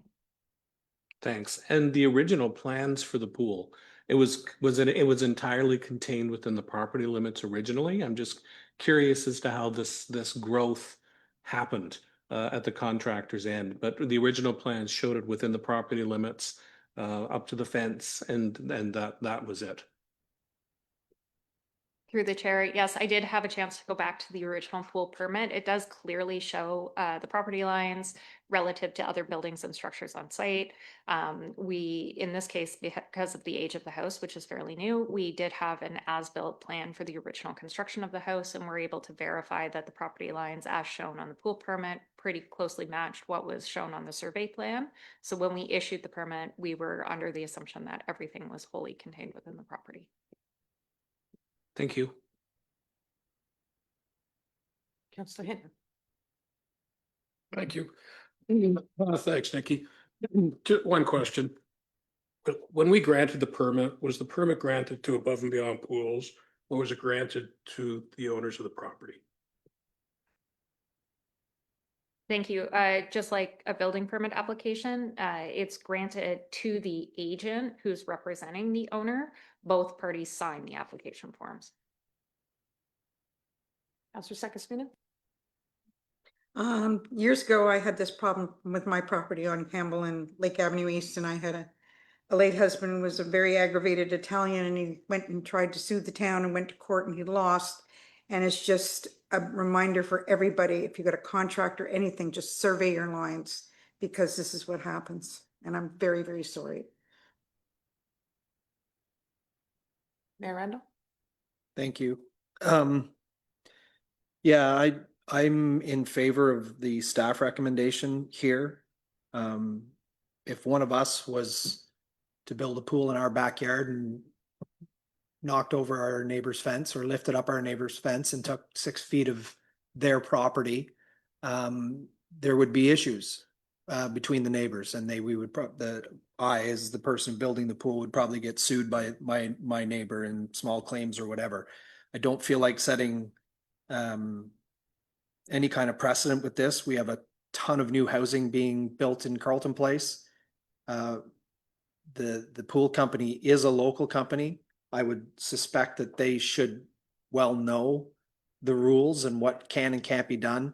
But with the amount of building that's taking place in Carleton Place and new fences going up, people putting in pools or whatever it might be, with companies coming in from outside of Ottawa, if it's known that you can just essentially do what you want to do in the town of Carleton Place, people will start doing it. And I have no interest in allowing that to happen. So I would recommend, and I will move the staff recommendation that we refuse this request and have them remove that and get it back to its original form. Thank you. We have already moved and seconded it, but thank you. Thank you. Any other questions or comments on this? Seeing none, all in favor of the suggested motion? Any opposed? That is carried. Right. Next up is the development permit amendment update from Tyler Duval, one of our senior planners. Hi, Tyler.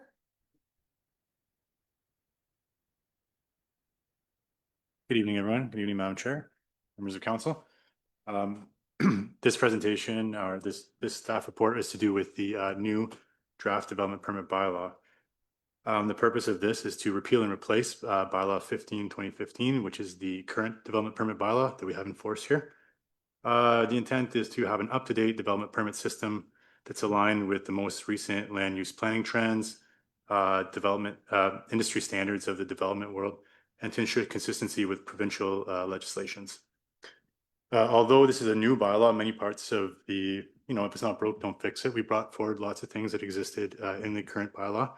Many changes had to do with, starting from just typos and formatting to more administrative processes, adding some general provisions that we did not have previously, and then refining some development standards for specific development permit areas or zones, and updating definitions. The Planning Act will require municipalities to update their zoning bylaws or development permit bylaws no less than 3 years after an official plan amendment or update has taken place. Committee will remember in June 2023, the OPA was passed to update the official plan, OPA 8, being OPA-02-2023. And So within the next 3 years, we started this process, which started just it'll be a year ago. The RFP was issued a year ago last Wednesday. To kickstart the project, there was an initial consultation with an online survey, super general. It was sent out to all developers that have ever, done work with us in the last, 5-6 years, and then all, all applicants for all DPs, all planning consultants that we work with typically, engineers, everyone. We really pushed it out, and we pushed it out on Facebook and CP Scoop as well. It had two purposes: to kind of kickstart the meeting, give notice that we're doing something, and to ask, just very high level, have you ever used this document? What do you like about it? What don't you like about it? And it's kind of not I don't want to say a flop, but it wasn't very well received. We didn't hit, so we sent out a second consultation in January of last year, and we got a lot more traction. And I don't know if that was to do with just the first one being out and being on people's radar, but needless to say, we got more feedback from the town regarding built form this time. What are things you like about the built form of the town? What are some favorite areas of town? What are some sites you don't like? Things like that, just to gauge the back end of our bylaw being the design criteria that we implement through the development permit. The general consensus was that the small town character of Carleton Place is a desirable thing that we want to maintain throughout the new bylaw. The Planning Act will require statutory consultation when we're passing a new development permit bylaw or major update, being an open house and a public meeting, which were notified per the Act, and were held on respectively April 15th and April 22nd of this year. These events were poorly attended in person, but digitally, virtually, we received a lot of traction. We received over 187 total comments from the draft bylaws that were draft bylaw that was presented at this open house and at the public meeting. So staff, and we'll recall just 2 weeks ago, we had a second public meeting to bring forward what I was calling this draft 2 of the development permit bylaw, just for complete transparency with the process. The 187 comments that we received, we were able to incorporate lots of those changes into the draft that we have in the agenda today. So rather than just kind of spring this new bylaw that had like 131 tweaks to it, we did the public meeting last council meeting and put that forward. And what you see today is very, very close to exactly what was on that meeting. There were a couple things caught, but nothing that was really truly groundbreaking. The comments, so just having combed through provincial planning statement, the county official plan, our official plan, it's fair to say that this proposed bylaw is in conformity and consistent with all those policy documents.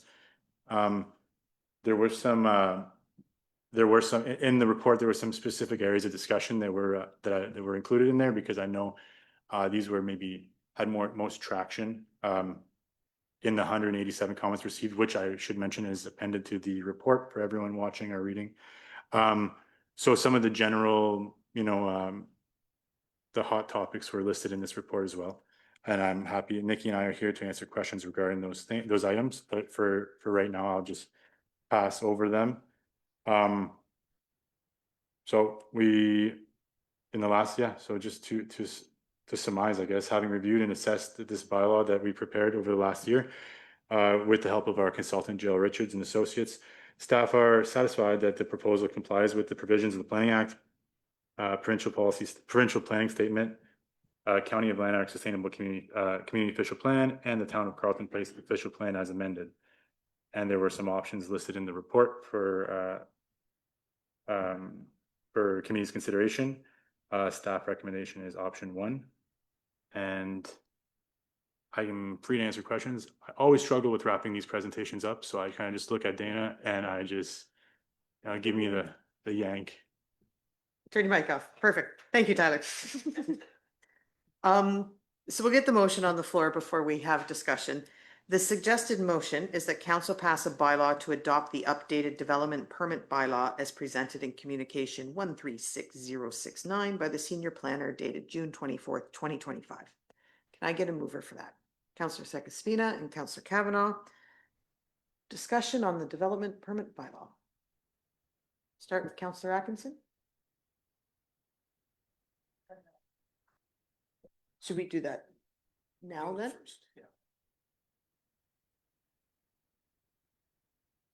Delegation, yeah. So we did have a delegation register to speak on this issue tonight, so we'll do that before we get into council comments.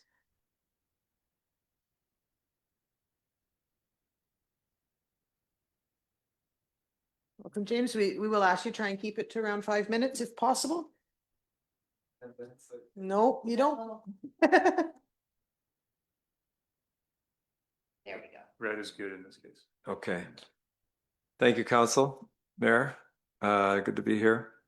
It's to the Carlton Place Committee as a whole, today's date. MacArthur Island Inc. and its affiliated owners are appearing before Council this evening to request amendments to the proposed development permit bylaw before it is officially adopted. Specifically requests amendments as follows in regard to 2 items. To amend lot frontage minimum on all strategic properties to a minimum of 6 meters. Number 2, to amend density maximum on all strategic properties to density minimum 35 units per hectare and maximum of 75 units per hectare with the exception of Findlay site as currently approved. Our reason to request these 2 amendments are as follows. After no severance subdivision standards in the original strategic property designations, the town is now introducing development standards. We wish to lodge our concerns about these in the proposed development permit bylaw and how it affects not only 150 Mill Street, but all 5 strategic properties and likely any new proposed strategic properties. Lot frontage. Currently, it is proposed that DRS, Wool Growers, and Braden Mill can sever or subdivide and create a lot with no minimum frontage, whereas MacArthur and Findlay state required minimum frontage of 20 meters. Firstly, why no minimum frontage on the first 3? Does that mean they can create a new lot with 0 frontage, say possibly frontage by easement? Yet proposed section 3.18 speaks of buildings and frontages on public road, but it does not speak of severing.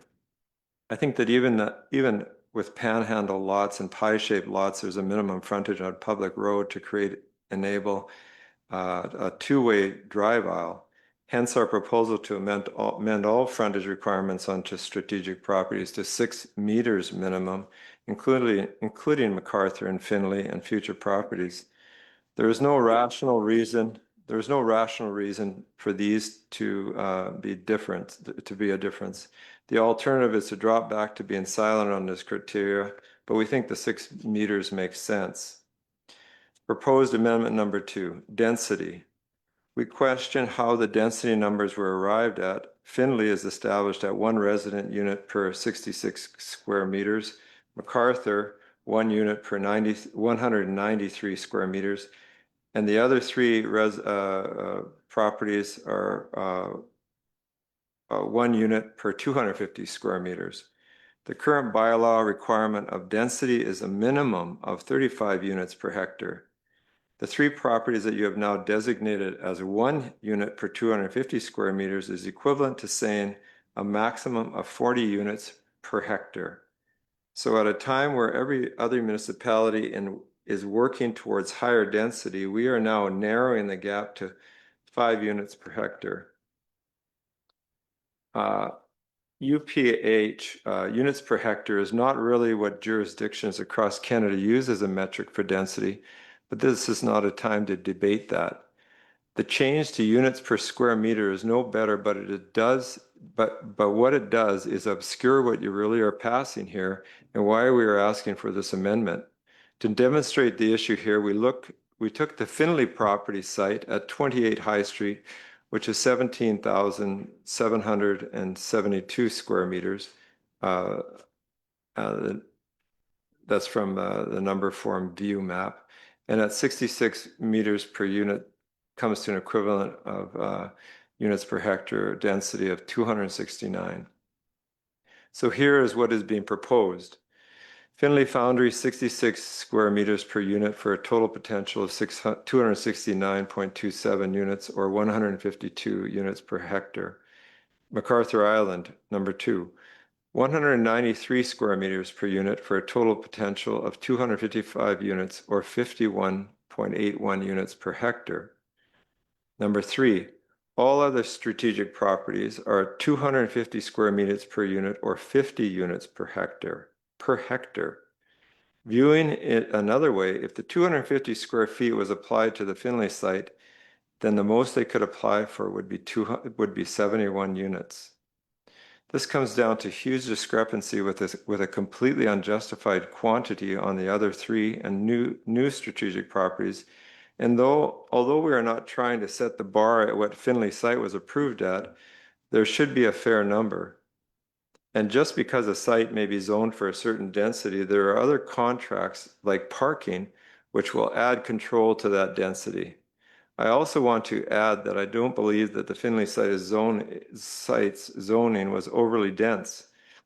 Since we have done a 6-story project in Kamloops at 573 units per hectare and doing an 8-story now at over 450 units per hectare. Thank you for your consideration. James Michalowski.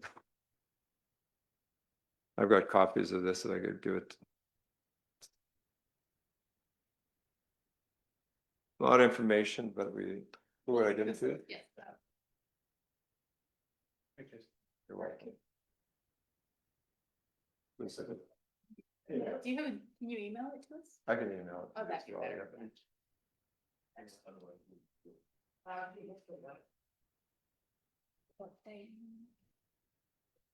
Thank you. So a copy of what was just said will be emailed to council. Mayor Randall? Question for Tyler. Were those comments sent to us in the 187 comments that were made tonight? Through the chair, some of James's comments were in this table that was formatted as part of this report. Some of it was, some of it was new, some of it was in there. Yeah. Yeah, like to do. We've always, Yeah, so yes. Yes, There to was- all of it, yes to some of it.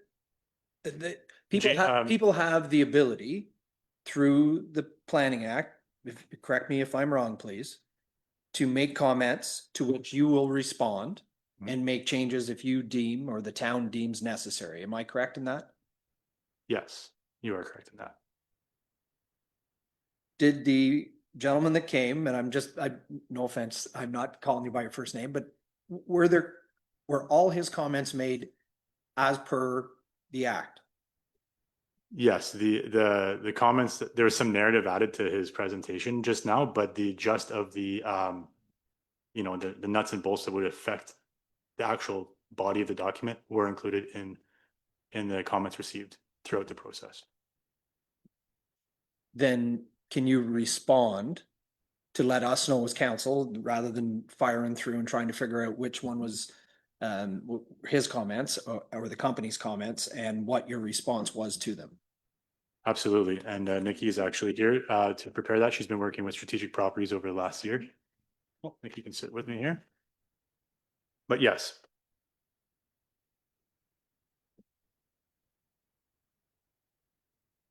Into that, Nikki? Maybe James, you can correct me if I'm wrong too, and if we're allowed to do that. Was some of the comments based on an already existing approved application? That's kind of what I was hearing, is that he's referring to stuff that has already been, he's got an application going forward for, I think, and remind me, because I think we're going back to 2019 or 20 here. In that phases 1, 2, and 3 have been essentially approved based on what was presented to us, and then a further phases 4 and 5 were yet to be designed and approved, please. And I'm just trying to remember because it was so long ago. Thank you, Madam Chair. let me make a note of that piece for a second. Because what there's several questions at play here. One, did the applicant levy these questions during the public consultation? Yes. The specific recommendations regarding reducing the minimum frontage from 20 meters to 6 meters is new as of tonight. However, we knew they had concerns with frontage requirements. And providing parameters, specifically a minimum of 35 units and a maximum of 75 units per hectare, is new information. However, again, we knew that they had concerns with the densities proposed. What I want to illustrate for council is a couple of things. One, council is very aware that strategic properties are subject to an interim control bylaw right now. We are doing a process to evaluate that and bring forward a consolidated official plan amendment concurrent with a development permit amendment application. Originally, our intent was to run that in parallel with this process, but because our consultation with individual property owners extended for some time, we've decided to bring that forward in the fall instead. So in considering the impacts of current development applications, which have already been approved and are considered grandfathered through based on the transition clauses that Tyler has crafted in, I went through and did a consolidation of the two properties, the only two strategic properties that we already have approvals on, and built the performance standards based on their existing approvals. As far as frontages specifically, Mr. Mikulášek is correct. Right now, the standard is nil. It does not exist. It's not even zero. We increased that to 20 meters, which is consistent with the frontage requirements that we use for other apartment buildings and complex mixed-use buildings. The whole concept of having adequate frontage on a road is to make sure that you have good access for servicing vehicles, people, and visibility. We felt 20 meters was sufficient. I understand their concern that they would like future ability to sever the back portion of the lands. They certainly still can do that through the use of private roads or a public road, but I think there's still a requirement to demonstrate sufficient frontage. 6 meters, I would argue, is not sufficient. A drive aisle for a multi-directional drive aisle for a building of that size is in excess of 6 meters in and of itself, let alone frontage for other functions. But again, if through future applications, the developer demonstrated that reductions from 20 meters would be appropriate through applications, we could certainly look at reducing that. I'd say at this point, it's fair and reasonable to increase that from nil to 20 meters. As far as density, again, the density was created based on the existing approval. I took the number of units that they have received approval for and calculated the density based on that. That is what has been structured. If the proponent wants to renegotiate the density and request additional units, then I have indicated to them that there is process for that. They can certainly look at doing amendments to their existing approval, and we would consider those with full facts in front of us and not make arbitrary decisions at this stage. As far as the request for a minimum of 35 units and a maximum of 75 units, I'd be hesitant to do that because it runs contrary to the official plan. That was the other thing we were looking at when we were crafting densities across all of the performance standards tables, is consistency and conformity with the new official plan. OPA 08 did change the densities. So on the island, as of today, the maximum density according to the OP is no more than 40 units per net hectare. So right now they have an approval that grandfathers them through for higher than that. We're certainly prepared to recognize that, which is why it has been crafted as it is. But I would suggest that if the proponent is looking for something in excess of 75 units per net hectare, that would need to come with an official plan amendment before we make changes to this table. Sorry, my computer just shut off. As far as it goes for the other 3 developments, that are identified as strategic properties, we are still making changes to those tables. That's why they haven't been reflected today. You'll see that come forward as part of the wrap up of the interim control bylaw in August. And there is a staff report that follows this report tonight where I talk about where we're at on that project and how we're going to proceed. History of the file. Your worship, yes, this is a long-standing file. It was approved and executed by development agreement in 2020. It's a 5-phase development project. Construction is underway on phases 1 and 2. Phase 3, they've requested to bump to future phase development. It was supposed to be completed on schedule with phases 1 and 2, but we've allowed an amendment there to push it forward. We do not have specific details or an approval on phases 4 and 5. We have concept plans that have been to some degree detailed within the development agreement, but there is a requirement for further application before development could be approved and undertaken, respecting phases 4 and 5. Thank you, Nikki. Deputy Mayor Tennant. Yeah, thanks for the comments, James. They were well crafted. I'm not going to speak directly about that property, but I will give some thoughts about strategic properties as far as we've come. I mean, you'll see on the agenda tonight that we have another item about strategic properties, and I think we collectively have, and I don't want to speak for everybody else, determined that strategic properties are not all the same. I think that we all have some interesting thoughts about how each one of them could be given special permissions for various things that'll make the town better. And I would say that I don't think density is necessarily the ultimate goal in all of these properties. I think some of the permissions that we would offer to strategic properties might not be necessarily related to increased densities. It's by property basis. And I think that, when we start talking about some of those very high density numbers, anywhere in town, one of the things we've discussed and we're having a look at is routing and traffic and various other infrastructure concerns that don't necessarily allow us to do those very high numbers. Most of what's underneath the ground and most of what is above the ground that's been built is the effects of 150 years of construction, and it's not that easy to wedge those levels of densities into certain areas. So that's one of the reasons why we're looking at them all individually. So I mean, that's sort of one of the thought processes I think we've been taking lately, and I think that is the right approach, is individually identifying what we can address per strategic property and how it'll make it the best thing possible for us. Thank you. Any other questions, not just on strategic properties, because that's up next, but on the development permit bylaw as it's being presented? Councillor Atkinson. Yeah, first of all, I just want to acknowledge the work that went into this process. It was a tremendous undertaking. It was a gargantuan undertaking.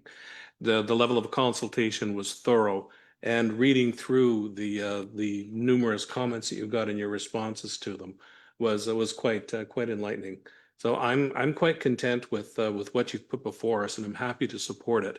The only caveat I have is I'm noticing that as an update for the development permit bylaw, we are recognizing some different built forms in the development permit bylaw, specifically planned urban developments.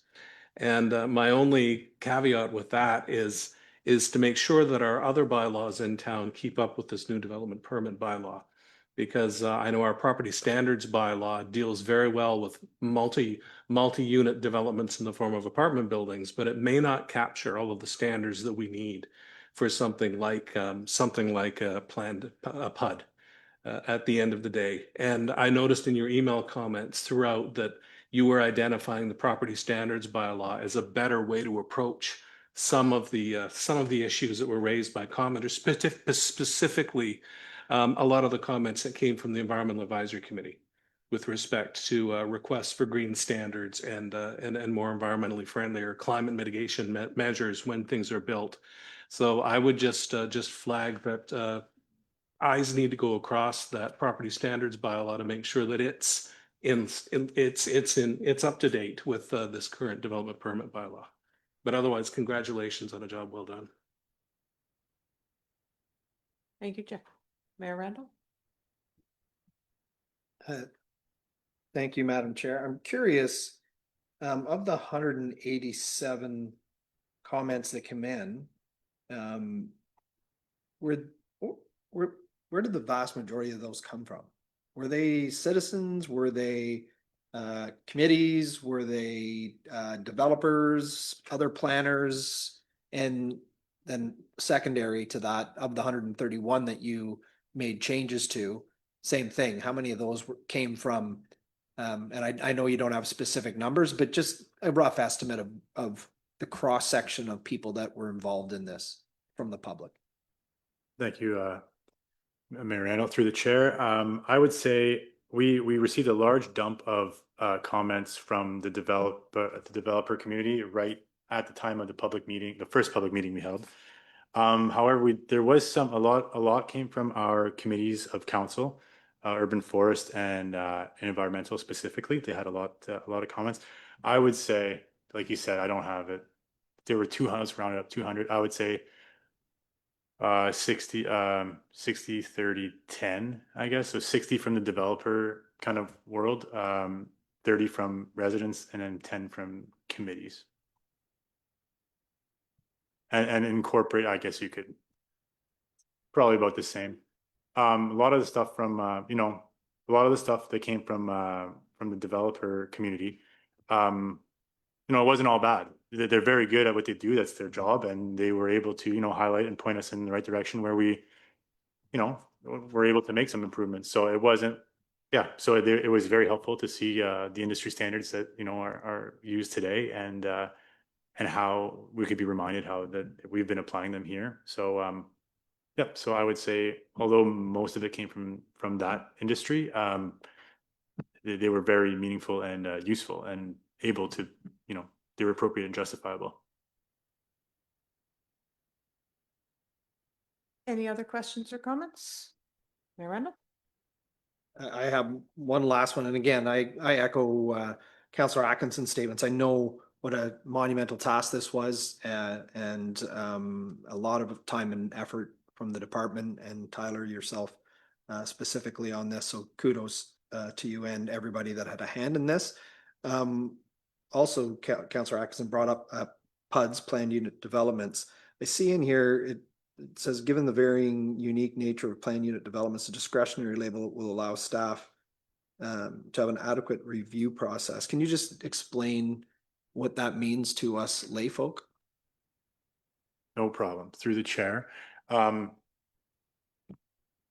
A discretionary use requires a notice through the Planning Act. So we would put a sign on the property. We'd notify council. We'd notify what there'd be. There wouldn't necessarily be a mail out, but there'd be a sign on the property, and council and committees of council and staff would be advised. And at that point, if there were any concerns, the varying concerns, it could be raised as elevated. Let's say the process could be elevated to the process of a Class 3 development permit under the under the fee structure and notification process of a Class 2, but it would still come to committee for a decision. So and that is not a bad idea, because these things will vary. Everyone will be different. The one that we've seen very recently, I would consider a very large one. However, a planned unit development could be a small property with 2 apartment buildings, and like alluded to in the report, the town may very well have been approving these over the last lots forever. We just didn't have a name for it. So so giving it a name and giving it some default, kind of like very default standards, and then evaluating them on a case-by-case scenario as they come to us. That is kind of that, I don't want to say like a safety blanket, but it's a way to ensure that a proper and appropriate review of each planned unit development takes place by staff, and even can be elevated to committee, because as a discretionary use of Class 2, committee and council don't always see those. We have delegated authority to do that, Nikki and I.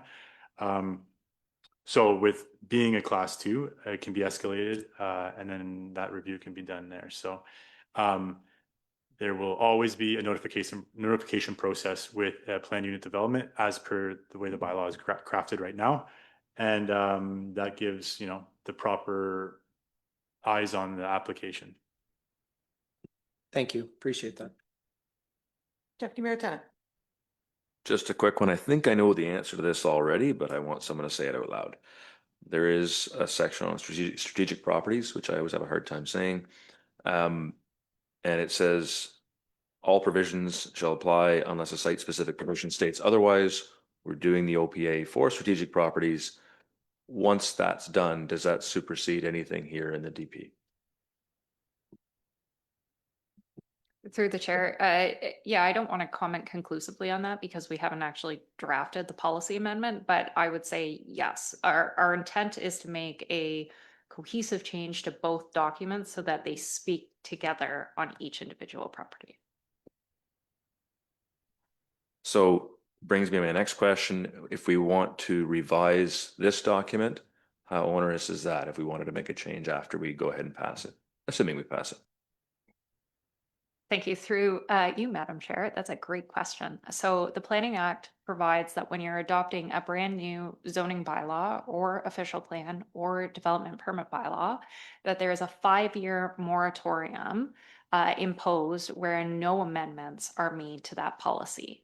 Council does always have the authority to pass a resolution and allow for further amendments. So there's no amendment as a right. No one can walk in and just drop an amendment on our lap and say, this is my intent.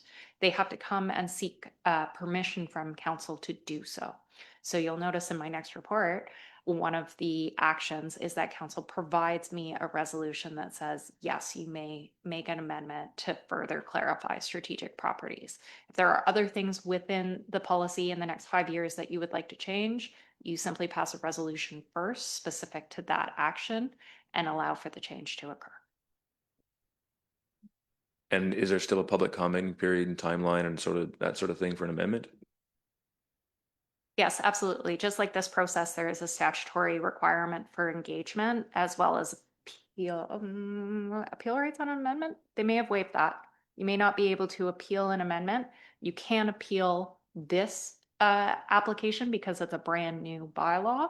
But if you're making an amendment, there is no public appeal right, I don't believe. No, it's not public, the applicant. But yeah, by the applicant. But if it's a municipally led application, there's no appeal. So just to clarify, we can approve this tonight and yet we can make changes to the details of those strategic property charts in the future. Correct. Thank you. Any other questions for Tyler or Nikki on development permit? So I had one. I had raised a question about roofs in the residential commercial area. Is that something I should discuss here?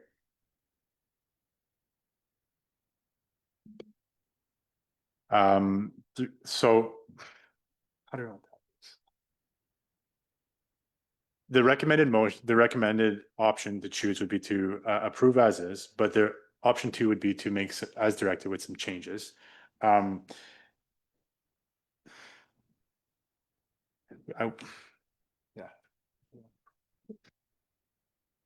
I'll save Tyler here. Please. There's a couple things that council needs to consider in reviewing this policy tonight. So the first reason we are before you and we are pressing you for a decision tonight is because we have a commitment to CMHC for our HAF fund to adopt this bylaw before the end of June. So it does need a decision tonight. 2, anytime you make an amendment to the text of the policy, there is a requirement for public consultation so that if a development right is removed, then somebody has the ability to comment on that. That's why Tyler made changes between the drafts and we went through a new round of public consultation. So what I would recommend is that if council is making changes to the policy that removes development permissions, I would not recommend doing so. If you're going to loosen the development requirements, then I would say that that's fair game. Even at that, it's still questionable, and I would encourage you to think very carefully about the importance of the amendment you're making. If it's an amendment that we need to make in the future, we can certainly do that through a separate public process. I know in the past our policy has been adopted and not subject to administrative amendments as frequently as I think is probably necessary. Since I came on board, I think we've done 2 comprehensive amendments to clean up administrative language. These are living documents. For the first 5 years, you want to see how they play out. But from there, it should be pretty standard to make changes to your document to clean up the implementation and make sure that things are clear and working well in the public interest.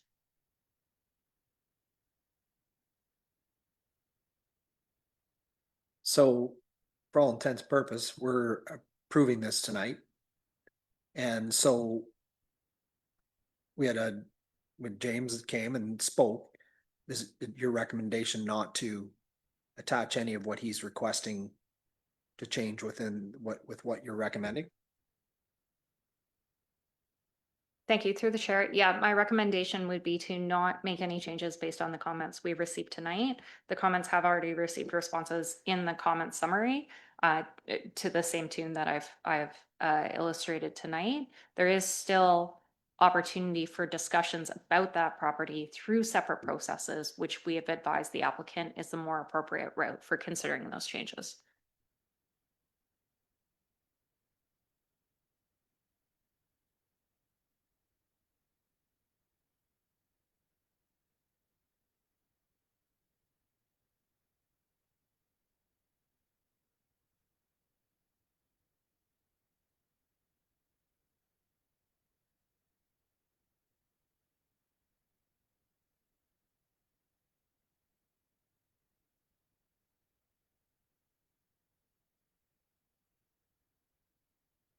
Yeah, My question.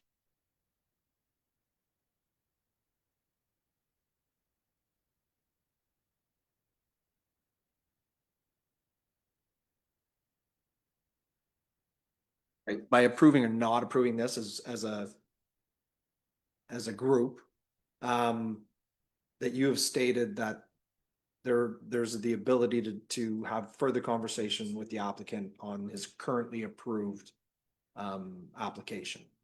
Thank you.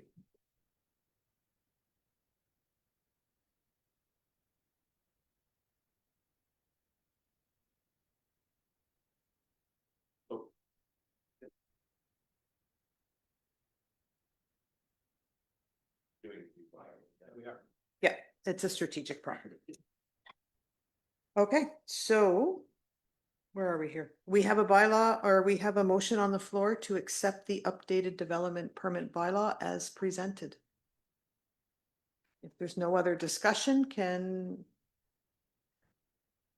yeah, it's on the floor. So all in favor? Any opposed? And that is carried. All right, don't go too far. Next up is the strategic properties communication, the proposal to add new strategic properties. Nikki, you're in the hot seat.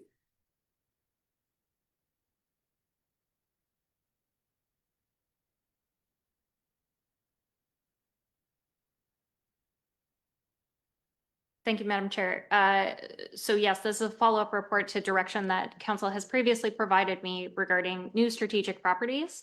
Council will recall in December that I brought forward several properties that I thought warranted further discussions with the individual property owners to see if we could find alignment between their future development goals and the town's intent to use them as strategic properties.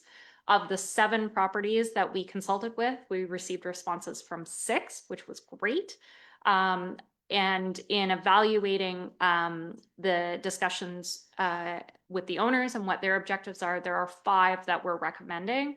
They are identified in the table. Our next steps on this, and I should say each of those property owners has read the report. They know that this is coming forward tonight. And with the exception of the one property owner who we had been in contact with, who we've indicated we probably shouldn't include, we haven't heard from anybody else. Our next stage on this is to do a formal amendment application, both to the official plan and the development permit bylaw. There's a statutory process that has to be followed.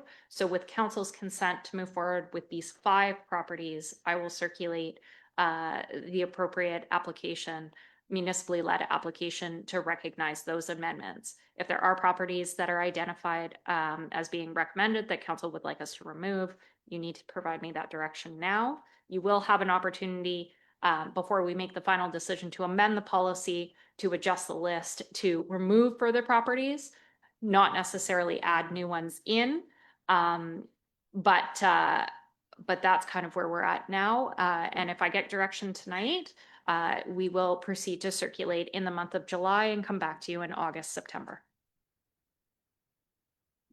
Councillor Sakaspina? I have to declare a conflict of interest on this, so I will not be voting on it as my son's on one of the properties. Thank you.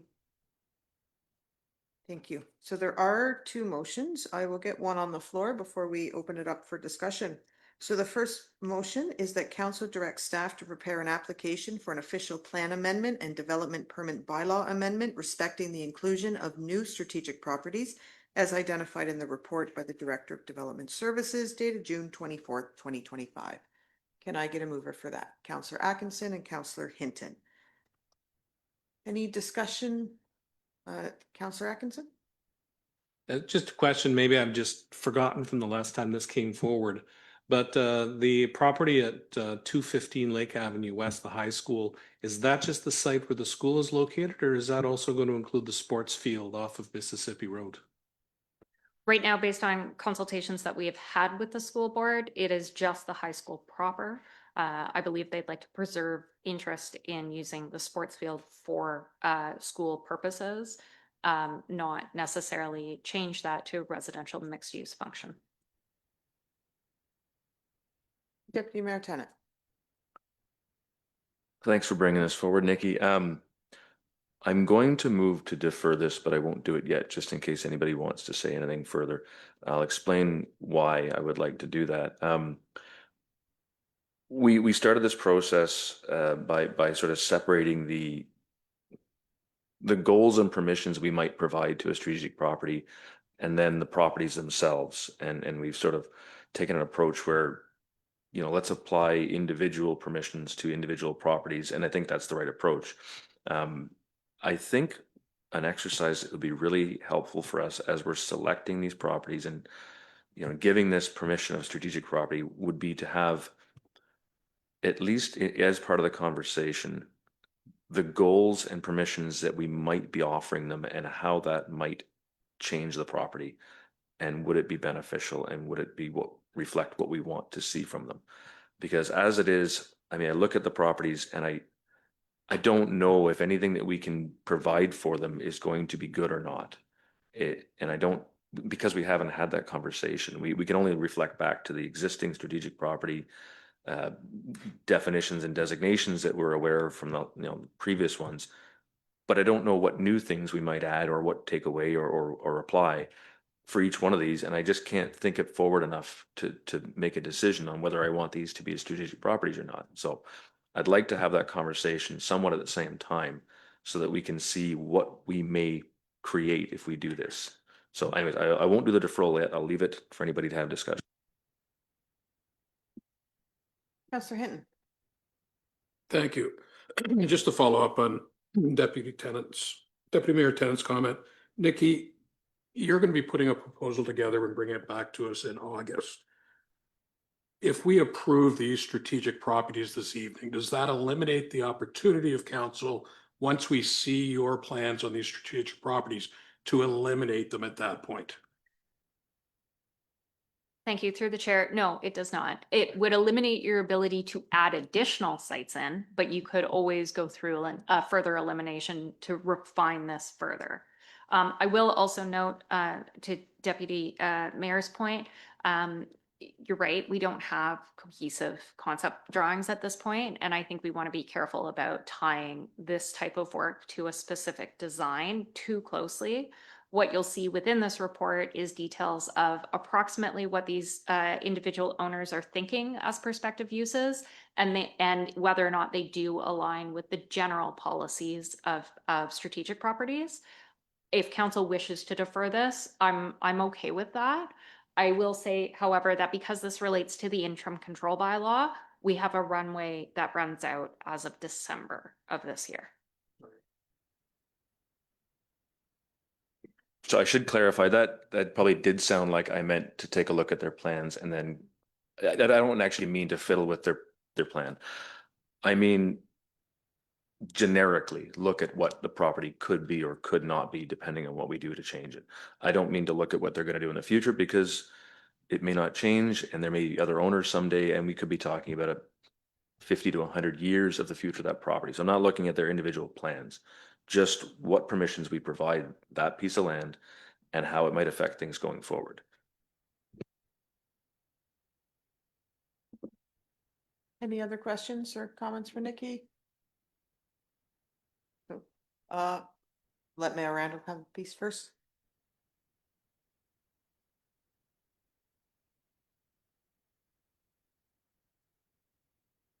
Right, back to you, Deputy Mayor. Move to defer until, what's a suitable time? Fairly soon? I'm happy with getting back to it right away. If I'll leave it up to you if you want to do it in August, September. August, sure, I'll defer to August. First or second, whatever works for you, whenever you're ready. Mayor. Based on that. So if I can, I'll second the motion to defer. What does that do to the interim control as far timeline? How by deferring this for a period of essentially, 4 or 5 weeks, what is that doing to the end of the runway? Through the chair, I need approximately 60 to 90 days from date of notice to make a decision. So we're getting tight.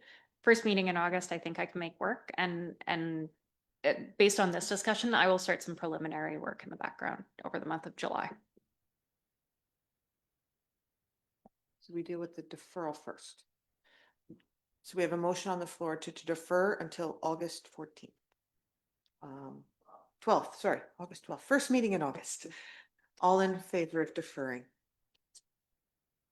Any opposed? And that is carried. All right, so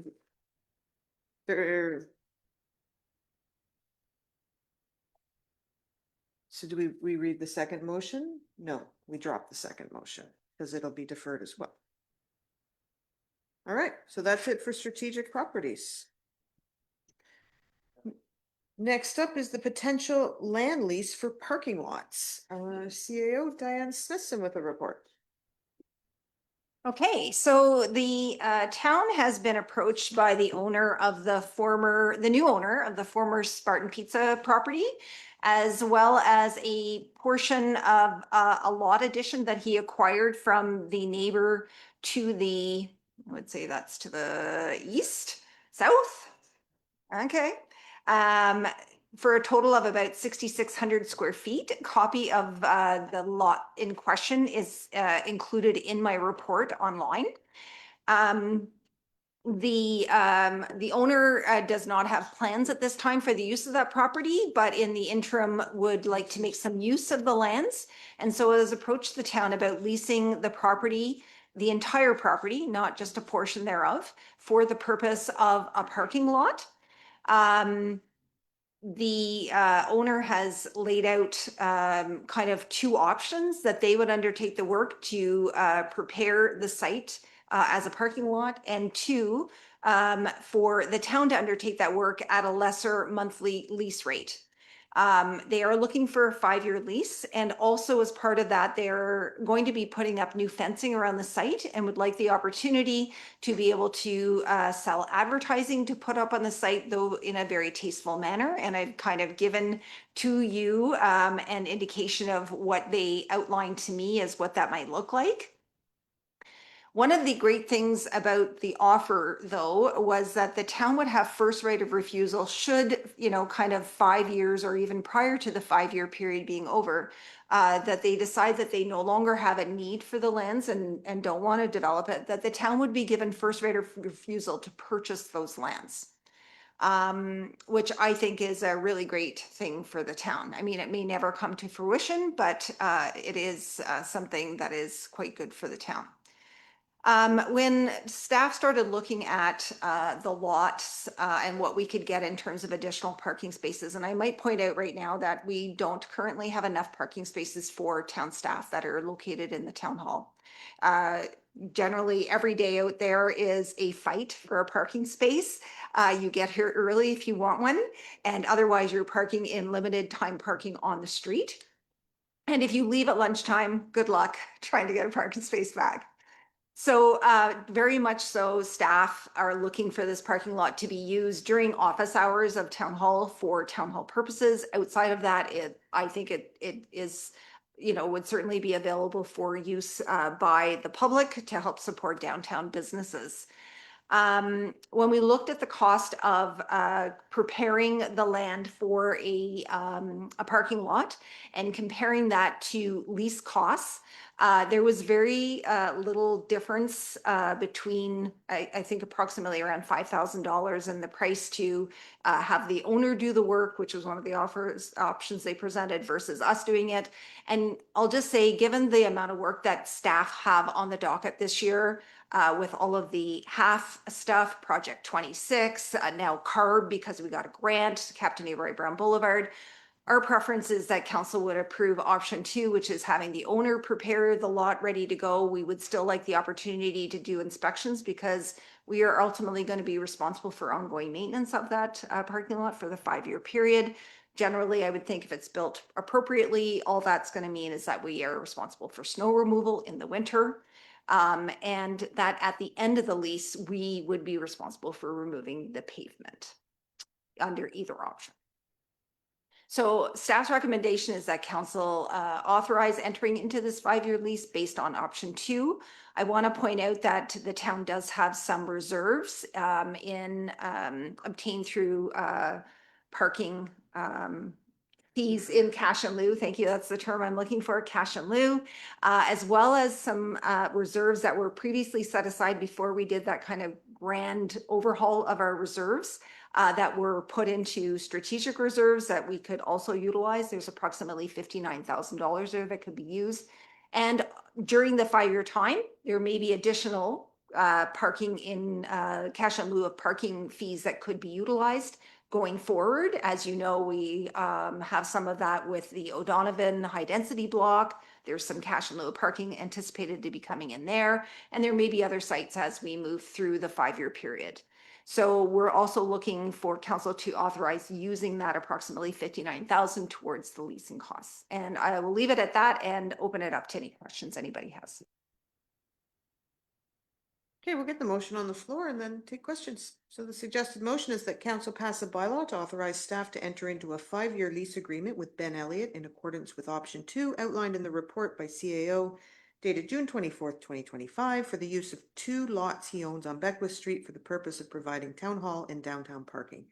And that $57,529 identified for parking in current reserves and any future cash in lieu of parking reserves be utilized to offset the town's annual leasing costs. Can I get a mover for that? Councillor Kavanaugh, Councillor Atkinson. Any questions at this time? Councillor Kavanaugh. Thanks. Yeah, I agree with option 2. I feel like this would be a construction project that was not on our radar, and we have a lot on our radar at the moment. So I don't know where that would fit in. Quick question, when you were going through this, I understand there's not very much difference between the two, so we wouldn't be saving a whole lot by taking on this extra project. But if the owner of the property is the one that creates the parking lot and we are their parking tenant leasing it from them, are we responsible for snow removal and removal of the asphalt when it's done? Yes, he's proposing a triple net lease, which makes us responsible for ongoing maintenance. And do we have approximate costs that have been factored into for that? No, but we would just incorporate it into our annual budget for snow removal of all of our parking lots. Okay, fair. I'm trying to wrap my head around the cost of, at the end of the 5 years, if we have to rip up asphalt, what that cost looks like.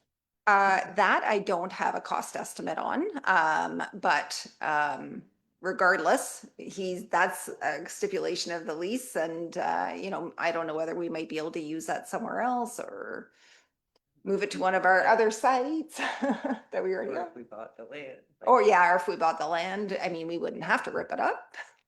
So say your prayers. Reasonable. Sorry, and just one more thing is that if we go this route, and I agree, it's always beneficial. We hear a lot about parking being an issue and just in the downtown core having additional public parking in those off hours. I would recommend, and I don't know how we fit into this motion, having some signage installed to say during Monday to Friday, 8:30 to 4:30, that it's because we are the leases, that it's for the use of staff and people accessing town hall for services, something to that respect. I don't know, I mean, just something to notify the public that off hours, park, but during business hours, it's kind of overflow parking for people doing business here. Deputy Mayor Tennant? Just to follow up on that quickly, you could do a 2-hour limit without a parking pass. If you had a parking pass, you're good, or 2 hours for visitation, lunch, that kind of thing. As just a way to manage that so that it stays with our people if we're paying for it.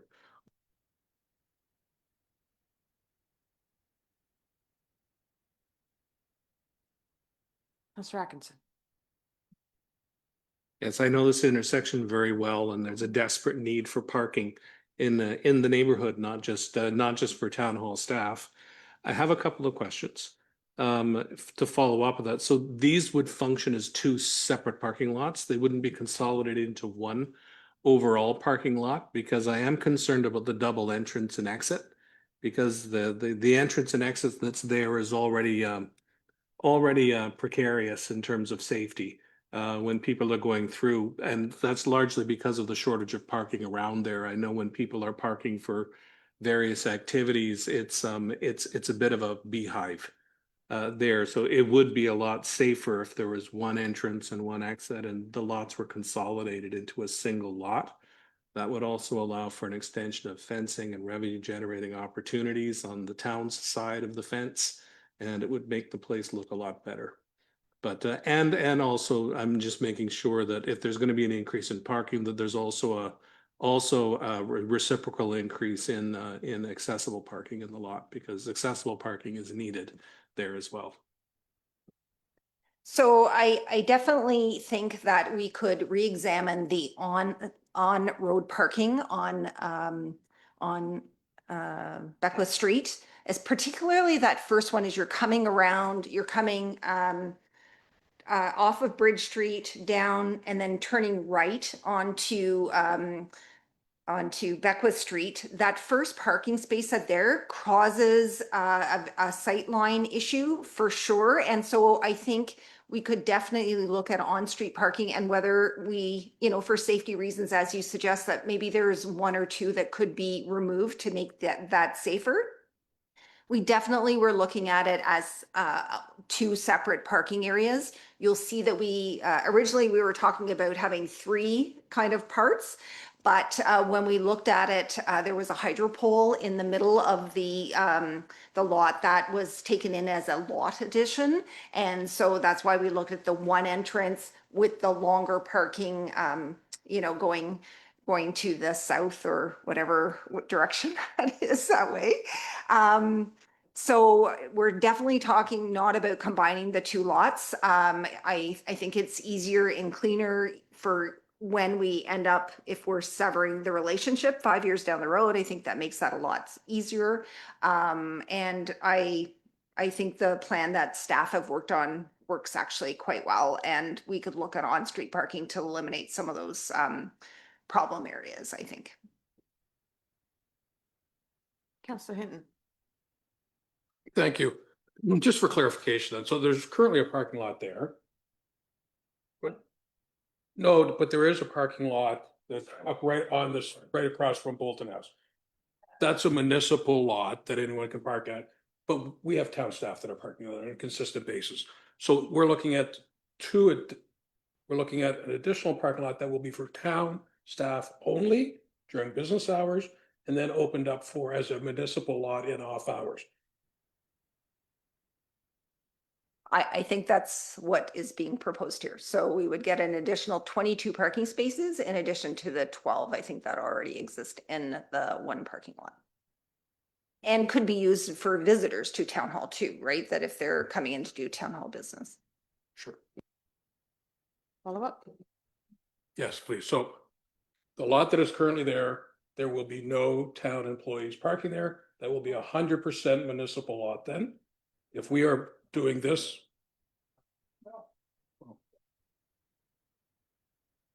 No, the desire is that all of the parking lots, the current one plus the new one, are going to be used by town hall staff by the majority. We have, I mean, though there will certainly be some spots that will be available because we have people who are on vacation, who are sick, but if you took into account the staff that are in town hall, there are 30 some staff that work here. And so the parking spaces are required and would probably fear it parking across the street and across from the town hall, behind the chamber office, and will free up on-street parking, which is currently being used by town hall staff. Mayor Randall. Yeah, that, I was just gonna say what Diane just said, which is there's currently 22 on-street parking plus in the municipal lot across the way that is probably being utilized quite regularly by staff. By having this during business hours become more of a staff parking lot, it will open up those 22 spots to visitors downtown. To Councillor Atkinson's comments, I think if we just kept the one entrance, say to the existing, you'd be losing at least 3 parking spots to have you drive into. You might gain 1, maybe 2, where the entrance is to the new lot. But Councillor Atkinson does make a good point. Is there any accessible spots? There isn't. Is there one in the current one, or is there none?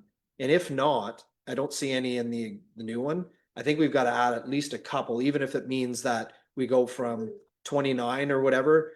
We have to have accessible for those people visiting the town hall. I know we have the one out front, but then after hours, it's beneficial to have, I would say, a couple at a minimum. Thank you.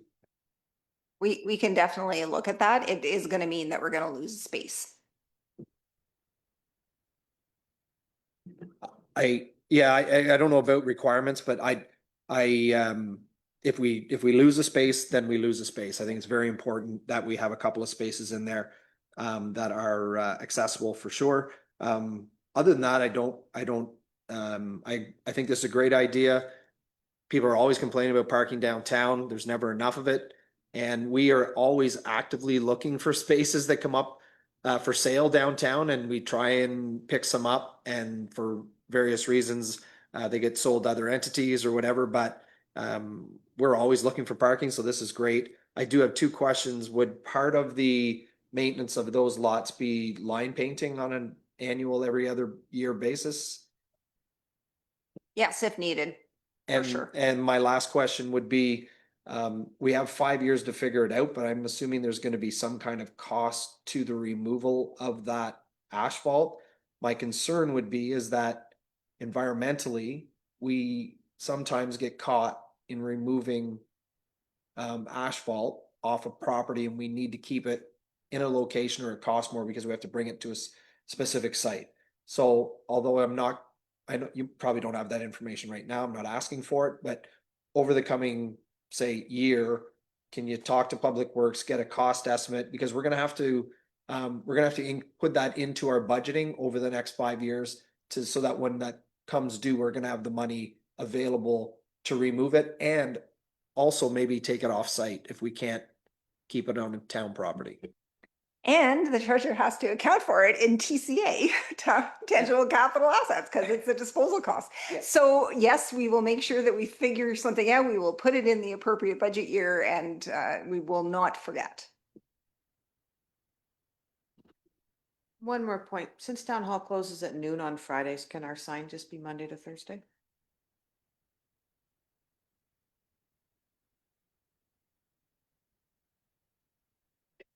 All right, you can move it. We have a motion on the floor. All in favor of the suggested motion about the parking lot? Yes. Any opposed? And that is carried. There's a new parking lot in town.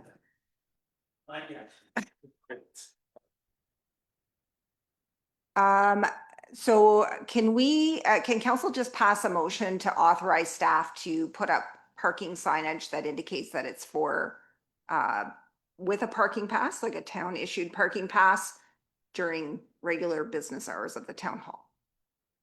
Except if you want to change not on Fridays or whatever. Are you moving that motion? I'll move something.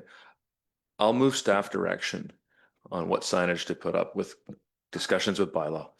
go ahead and make whatever decisions you got to make.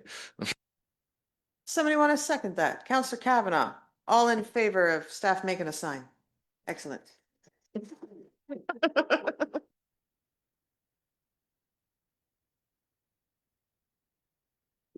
All right, we have no new business. We do have a number of committee updates that we received. And the suggested motion is that the following be received as information.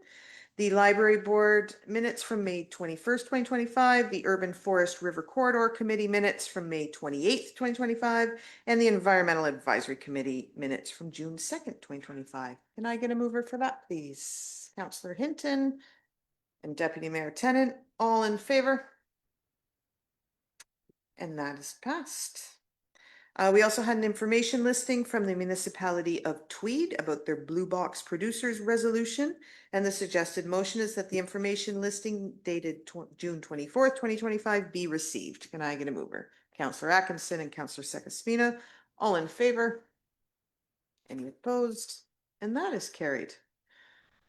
Okay, we do have a closed session agenda here. So we will be moving into a closed session to discuss 4 different matters. One is an update on a litigation matter, 2 matters concerning identifiable individuals, and a potential sale of land. So the suggested motion is that committee move into a closed session at 7:35 to discuss matters subject to the Municipal Act. I think that's good. And that the following persons be permitted to participate in the meeting: Diane Smithson, CAO for all items, Stacy Blair, clerk for all items, Emma Blanchard, our solicitor for item 1, and Teresa McConkey, the treasurer for items 2 and 3. Can I get a mover for that? Councillor Kavanaugh, Councillor Hinton, all in favor? All right, and we will be back after our closed session.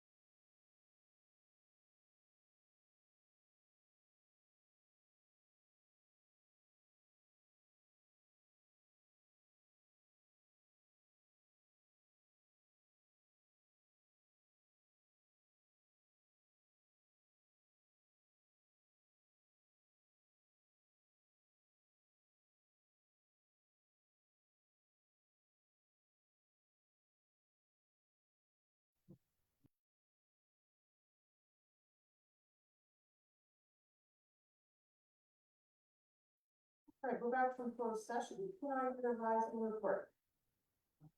Staff direction was provided for all items in closed session.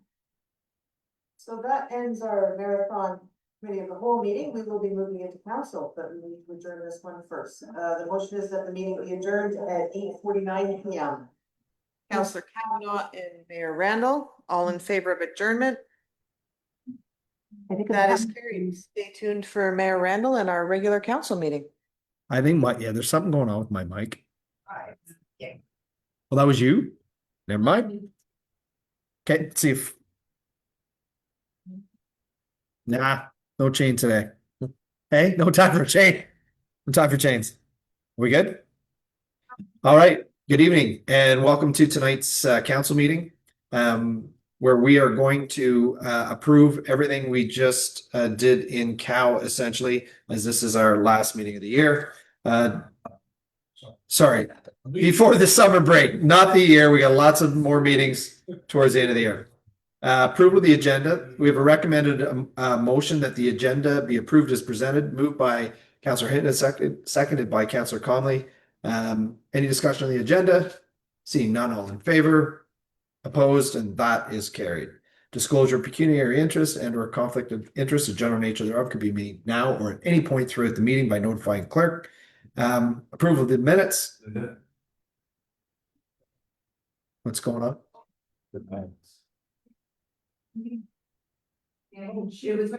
Oh, this will be yesterday. Correct. Thank you. Approval of the minutes. Recommend a motion, please.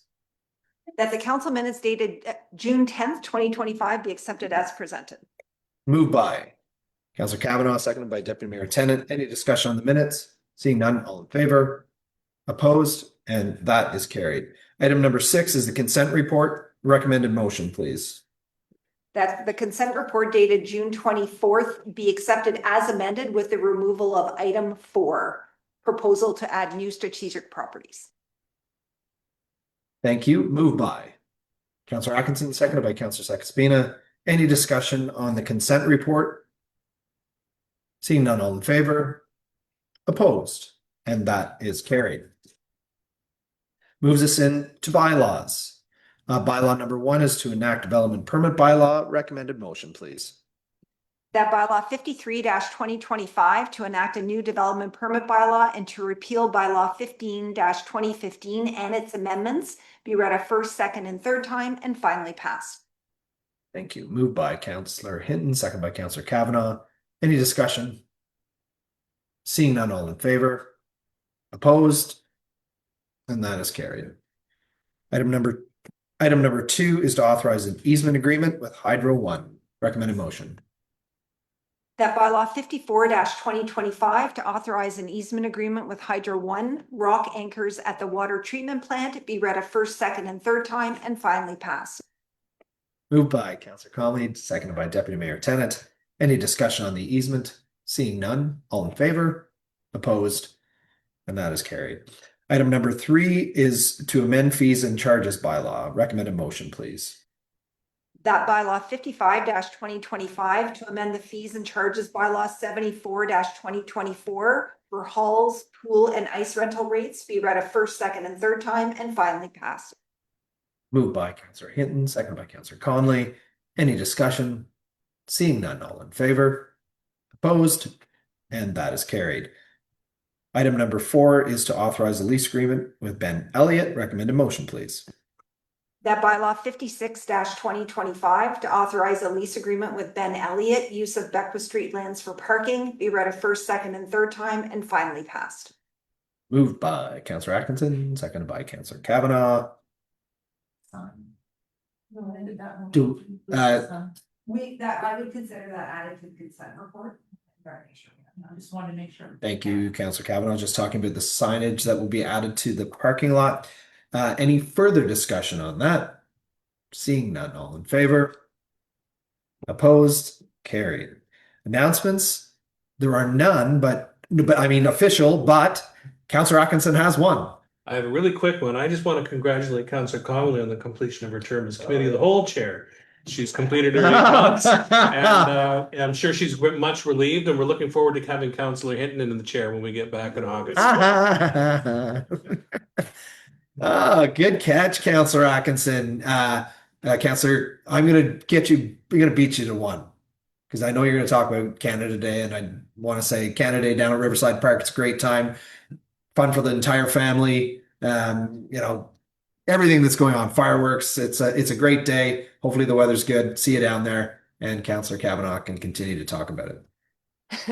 I won't. We've had a very long evening and I won't belabor it. We're not back till August 12th. So I will summarize everything by just saying follow our Rec and Culture page on Facebook, follow the CP Scoop, follow the Downtown Business Association, and just get out and enjoy all the activities that are happening. We have Beer Fest, we have Canada Day, we have a park party, we have Bridge Street Summerfest.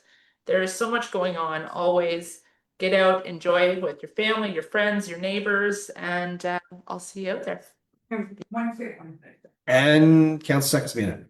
Okay, Canada Day, yes, I'll be there with stickers. In the old days, you got free yardsticks and free Gideon Bibles. I have 5,000 stickers to give out, so I'll see you there. And thanks to the fire department, the OWFC for their 150th birthday party. What a crowd. Thank you. Okay, I think that's it. And yes, as Councillor Kavanaugh said, 100%. There's so much going on in Carleton Place. Lots to see and do. Invite some friends down. Go out to a restaurant. Shop at our local stores, and maybe get to know a few new people. There's lots of new people in Carleton Place. Make a new friend and show them around the town. Tell them all about all the great things in Carleton Place. That does it for announcements. Confirmatory bylaw. Recommend a motion, please.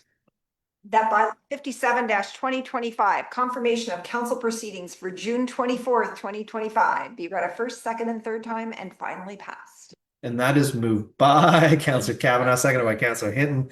All in favor? Opposed? Carried. And with a little bit of time to spare, what's that? We announce adjournment. Recommended motion is that the meeting be adjourned at 8:57 p.m. Moved by Councillor Comley, seconded by Deputy Mayor Tennant. All in favor? We are adjourned. We will see you in August. Have a great summer, and thanks for sticking with us for 4 hours. I'm sure everyone did. Yeah, sure. They're all sitting there.